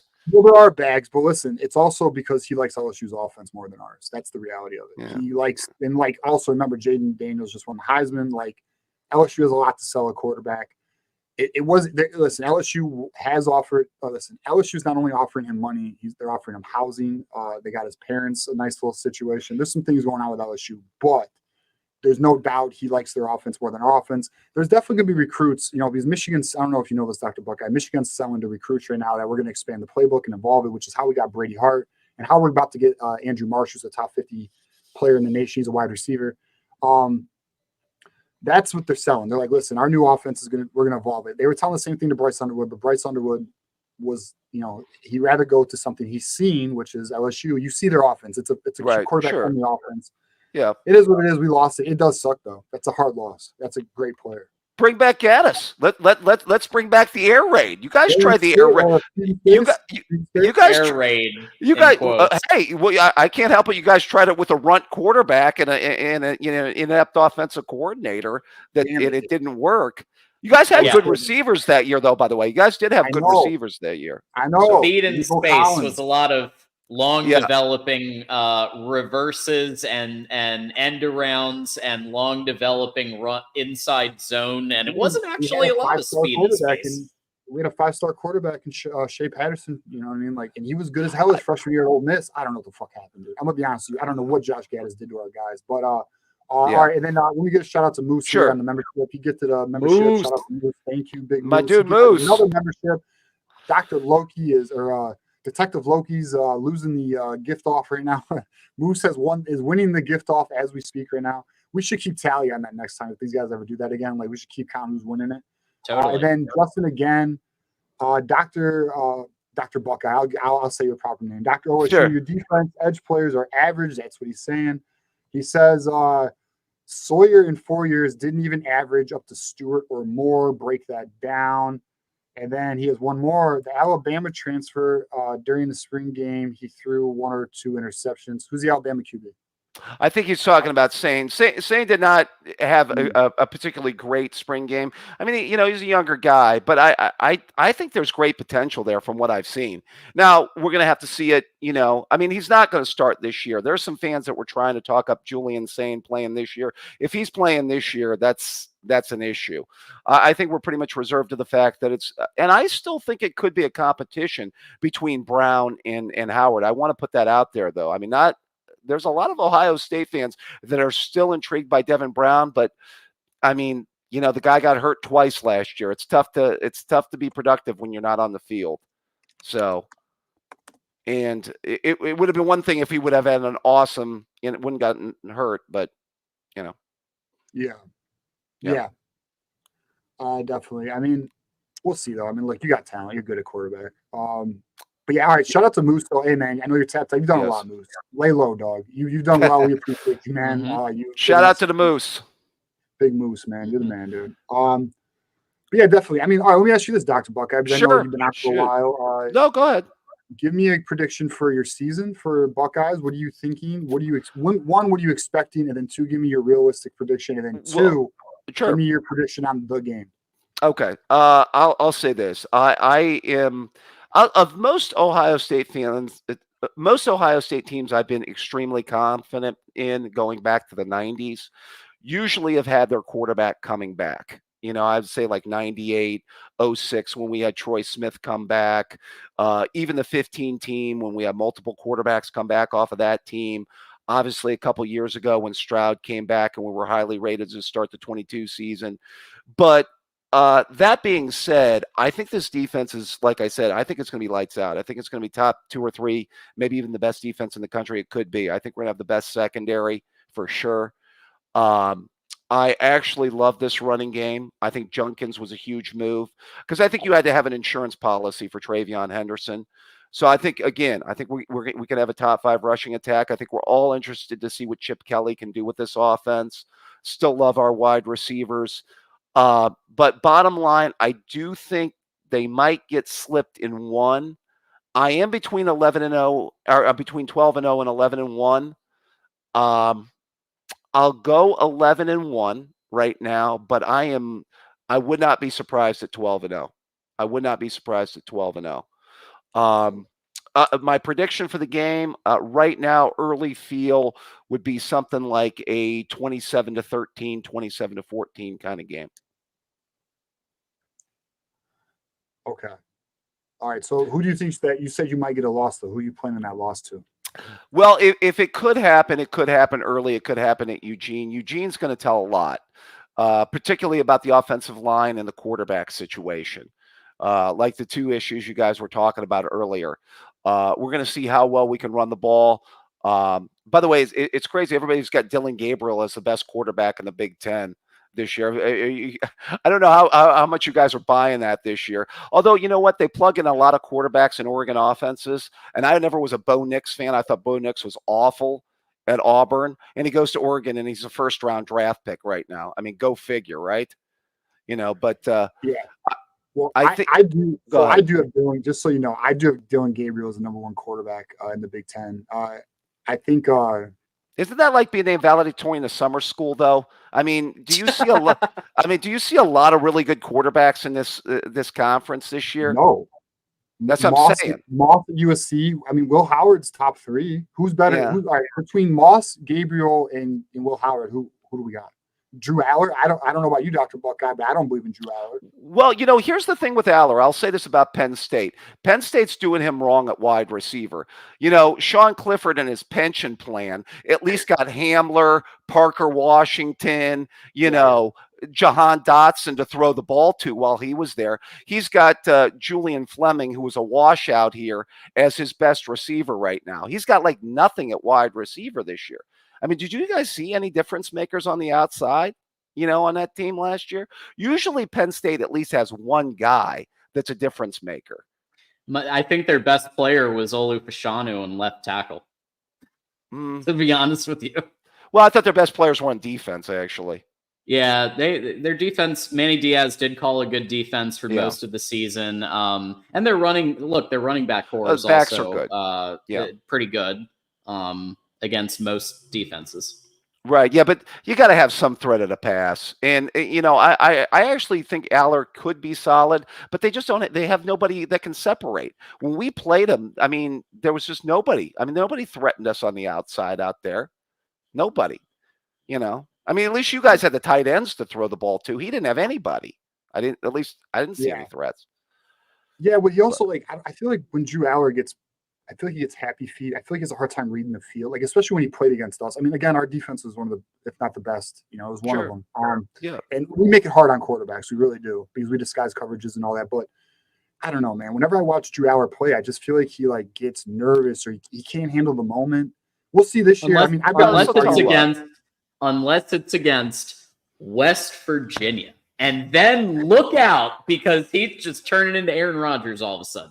First game at Morgantown going to be interesting. I would not be surprised if that's a closer game than it should be, or maybe West Virginia. Then that could tell the tale for their season this year. That it could be a long season, even if the game is really, really close. Yeah, definitely, I agree with that. Yeah, and me and Mark have argued this because he's like, well, Drew Aller's got another year of development. He should be better. And I'm like, yeah, that is the natural progression. But sometimes quarterbacks have their tendencies. And I don't know. We'll see with Drew Aller. I mean, but in reality, in this conference, we are a weak quarterback conference. We just are. There's only 4 quarterbacks you could really say. Although there's probably going to be one guy who's come out of nowhere. I mean, that usually happens everywhere. Hey, all I'm saying, we were talking about comps to this Ohio State team. Maybe we take your 21 route. To winning games. You guys had below average quarterback play. Nobody's saying Cade McNamara is a Hall of Fame quarterback or something. What did you guys do? You did it with the running game, defense, Connor Stallions, and Well, do you have a Connor Stallion? I had to throw that in there, guys. But you know what I mean. You can build a team around a defense and a really strong running game, and still. Because everybody thinks of quarterback play, and you can't hide your quarterback for forever. But you can win a lot of games with the defense and a really strong running game. I think Georgia and Michigan has shown that, and I think now with the parity in college football, I think that is a fact now. I don't think you have to have these crazy offenses anymore. What LSU did. No one's really done it. That was one of the most special offenses ever. But yeah, I agree. I think the new era of college football now, especially with this 12-team college football playoff, defense is going to matter in these playoffs, especially on the road. Those things travel. But yeah, look, I think you guys have a damn good shot this year. But we'll see. We'll see with that. But I want to give a shout out to Detective Loki. I didn't give him his proper respects. Thank you, Detective Loki, for again gifting another membership. And then Moose, I thought you were tapped out, Moose. Moose says, I'm not done. Here's another one for the boys. Shout out to Moose. Moose also made a suggestion that, John, we really should think about an emoji for Justin, our boy Justin, who's coming through, our boy Detective Loki. And I agree. I think we should come up with something. I'd like to, if you guys want, Justin and Detective Loki, maybe give us some ideas on an emoji for you guys. And we'll come up with something. I think you guys definitely should get your respect for our community. Oh, shit, another one, eh? Another one. All right, hold on. Let me make sure I got them all. Detective Loki with the 7. That's 4 it. Moose. Shout out to Moose. We have such a good community, dude. We have just hit $200, which means I'm going to put the call-in link back in because we're going another hour. But John, no, because we're at 3 hours. So the 200, we actually went over an hour with Dr. Buckeye. Hey, by the way, Okay. Shout out to Mark All right. Rogers, by the way, who made an appearance. I will say this to my TTUN brethren: if you guys ever do want, he does those replays of games. I did a replay of a game of the 19 LSU or the 19 Clemson playoff game. Where I actually had to review the game with Clemson fans, who, by the way, admitted there was bad calls in this game. Now, there's a certain game in 2016. If you guys want to get together and rewatch again sometime soon, I would be happy to redo with any Team Up North fan. Yes, the Team Up North game. But hey, I was told by Clemson fans and Georgia fans after the playoff loss, you can't complain about officiating. By the way, I was told after those two losses, I can never complain about officiating. After the Marvin Harrison hit, after the bad calls against Clemson, I was told I'm never allowed to complain about officiating. They told me never complain about officiating. Dude, I mean, how are we, I mean, John, we don't have the ability to watch games though, right? Because YouTube would pull it off. Are you talking about in some type of private setting? Yeah, Mark did it. Private. Maybe it's private. I don't know. Hey, maybe Dr. Buckeye, we could maybe work something out. I mean, it was a good game though. Shit, man, that was a good game. Shout out to Justin. I want a crying Ryan emoji for me. Okay. Hey, so mark that down. Hey, can I? This is it. This is a prove it year for Day. I will just say that. I don't know if I've spoken on this. I'll put it out there. For me, this is it. He has to do it. He's been damn close. I mean, if the field goal goes the other way,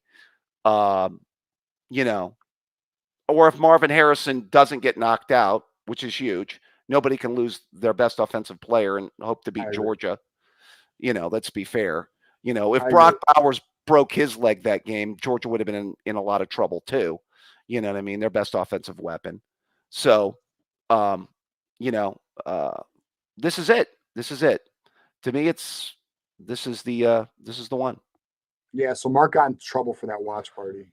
Sorry, Mark. Maybe we'll do something behind the scenes. That'd be something away from YouTube. Got to keep it away from YouTube. We never want to get Mark in trouble. That's true. So Justin, we'll definitely create an emoji for you. I guarantee we have someone locked with all of our members. We'll definitely come up with something for you. And then Detective Loki, let us know what you want, man. Think about it, and we got you. Okay. He says, "Here you go." That's actually not too bad. Yeah, we'll come up with something. We'll definitely come up with something for you. But I agree with you, Dr. Buck. Mark does not think that this is make or break year for Ryan Day. A lot of Buckeyes. I want to know what you think about this because go ahead. A lot of Buckeyes. I feel like if he loses to Michigan again, right? Yes. I don't understand now. What if he goes 11-1? What and he loses to Michigan? I mean, does he really get fired? But let's say you lose 2 games and he loses to Michigan. How does he stay? But then let's also look at another path. All right, he goes 11-1, but he loses to Michigan. And then you lose in the playoffs and you don't win a national title. A lot of Buckeyes will say, who are you going to get? And I have someone I think you should try to get, but it might be difficult. But that's the argument, Dr. Buckeyes. Who are you going to get? That's what everyone keeps telling me. There's only one guy I want, and he's doing consulting with the Cleveland Browns right now, and his name's Mike Vrabel. I would move heaven and earth to have Mike Vrabel as our coach tomorrow. I said that in the Buckeye podcast, and they all told me he would never go back to college, no matter what. But I think that would be the one terrifying head coach that I could think of. If you wanted an investment in NIL, there's some dollars to put some dollars behind. Is getting Mike Vrabel to coach at Ohio. That would be the one guy that I would say. I wouldn't be. To be fair, I would not be upset if Luke Fickell came back. I still think Luke's a really, really good football coach. What's he doing at Wisconsin, man? Because it don't look good so far. It's still early. Right, it's still early. But, I mean, he took Cincinnati to a playoff. He's got to still get some credit for that. You know what I mean? I mean, and that will be – I mean, that's their greatest season in the history of their school. I mean, they've never accomplished anything like that. So, but, yeah, but I will say this. And I mentioned the missed field goal against Georgia. To show you how much of a traditionalist I am, I still would have been somewhat conflicted about that season because I think we both agree we'd have beaten TCU. If we'd have beaten TCU and won the title, I'm a traditionalist. I know every Buckeye fan, I mean, the ultimate goal is to win the Natty, but I am I am a traditionalist, and I would have still been upset about that season. Now, knowing what we know now and what was going on the team up north sidelines, maybe I shouldn't be as upset about that loss. But I'm a traditionalist, and I was still would have been upset that if we would have won the title, and that would have been our only loss to you guys. By the way, that almost happened in '96. A debatable year where we should have gotten a share of the national title with Florida. Well, remember though, Ohio State knew that we were doing that, and they changed their signs for that game. So you guys still did have different signs. You guys were apparently aware of what we were doing, and the signs were changed. That was reported from Ohio State. But yes, yeah, you definitely would have beat TCU. We shouldn't have lost to TCU. I mean, that's just. Although I think that you watched that game, I'm sure that was a freaking touchdown by Roman Wilson, was it not? Talk about there were some calls in there that I think were debatable against you guys. I think I said that to Mark at the time, but yeah. I think your coaching and your quarterback cost you more in that game than anything else. Especially in the beginning of the game. Oh my God! Sure. Yeah, that was stupid. Him trying to run that stupid trick. Yeah, that trick play was just dumb. That was a bad idea. He got too cute. The Ann Arbor special. I said that to Mark after the game. Yeah. I mean, but the Georgia thing was, I still say to this day, I mean, the loss to Clemson, a lot of Ohio State fans get upset at the loss to Clemson in 19. I'm realistic. And I think the 19 team is probably one of the most talented teams ever at Ohio State because it had everything. I mean, it didn't have a weakness in any area, that 19 team. I don't know if you guys thought that team had a weakness. I don't think it did. No. But I don't think we would have beaten Joe Burrow in an LSU. I don't know if anyone was beating that damn team. That offense was insane. Right, but we're a team without a weakness. It would have been one thing to have a team without a weakness, not play them. I mean, we had a quarterback throw for 40 touchdowns, a running back run for 2,000 yards, and a top 5 defenses. Yeah, how many times? I feel like that team was the most talented team. I feel like it was the most talented team I've ever seen. Yeah. 0-1 Miami is probably still the most talented team I've ever seen. I mean, for Ohio State, though. The most talented the 19 team? Yeah. 15 is elite talent, man. 15 was close. 15, I would put 15 up there because they brought back everybody. Yeah. By the way, still to this day, I don't know if you guys have ever talked about this. If a play that we laughed at would have gone the other way, we would have made the playoff. If you guys field the punt against Sparty that year or get the punt off, we make the playoff that year. Think about that. You do? Because that would have been Sparty's second loss. Because they lost to Nebraska. Yep. Damn, dude. Why'd you bring that up, man? Well, because you guys cost us the playoff. If you guys kicked the punt, against Sparty, that would have been Sparty's second loss, and Sparty would have avoided a bad boat racing against Bama, which they had no business in that game. No. By the way, you guys probably obviously didn't shed a tear about that one. Hell no. No, but I'll tell you what, it was crazy to see them in those playoffs, though. Like, just because it was new. Playoffs were pretty new. It's like fish out of water with that. It's like, this team doesn't really belong. They had the most magical cuckoo bananas season of just luck. that went their way. Yeah. I mean, but that was a wasted season.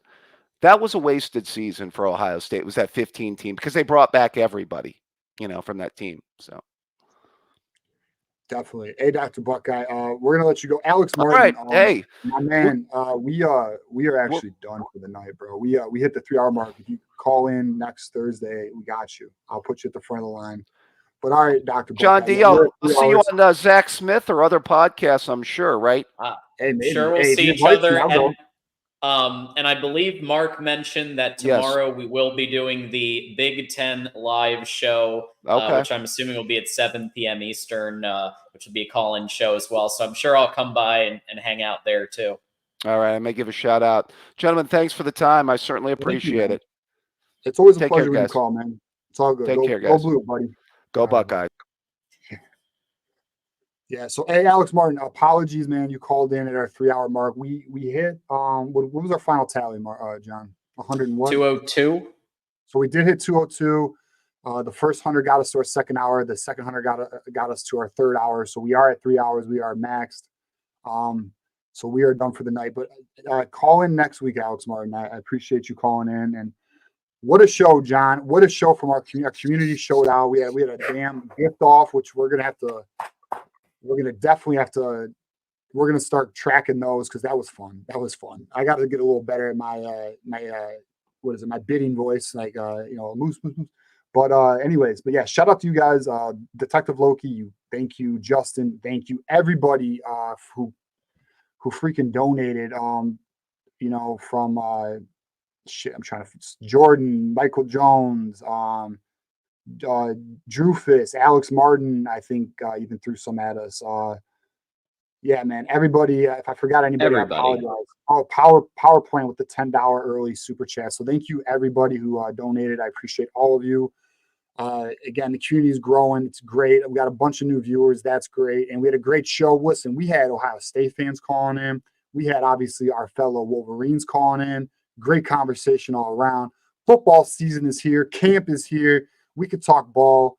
And it's just a great show, John. And it's always a pleasure having you on, man. You're my point guard. I tell you that all the time. I appreciate you, dude. This is a fun one to do because I get to take the kind of ride the back seat a little bit, hang out and chat a little bit. So I enjoy coming onto this one as well. But one group I also want to thank is the mods. So especially Moose and Dependent Fanatic holding it down. And it was a bit of chat was pretty riled up tonight at various points. And so Moose and Dependent Fanatic, thank you guys for always being here, always supporting.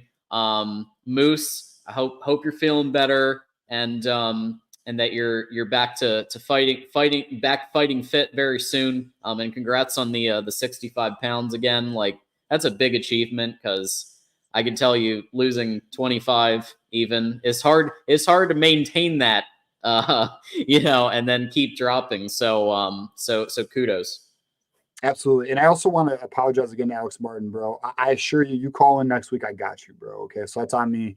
I appreciate you guys. I appreciate all you guys. So any final thoughts, John, before we get out of here and close our wonderful call-in show?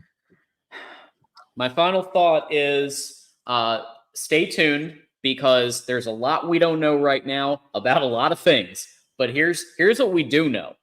That defense is going to be winning games. The offense has a player named Donovan Edwards, Big Game Don, has a player named Colston Loveland, who I have him alone has contributed to multiple college football 25 victories. I don't know if you've found Colston Loveland in your games, but he's practically always open in the games I'm playing, and it's a joy to see them back this year, and it's going to be fun to cover on the channel. And we'll have a pregame show, we'll have a postgame show. We're going to have lots of content coming up for the season, so stay tuned, everybody. And we're going to work on building our interview list as well as bringing more guests in the community. Next week, I got Johnny Olden. He's going to be doing the call-in show with me next week. That'll be dope. And then obviously we got the Tuesday show at 8 p.m. with me, John, and Ferris always joining us. So that's cool. So that's it. You can find me at TJ_Ronin on Twitter. Get at me there. You can see it at the bottom of the screen right now. Shout out to all you guys. This is fun. You guys make it fun. That 3 hours actually went pretty damn quick, which is kind of crazy. But hey, football season's here. Let's get it. And as always, go blue. Go blue.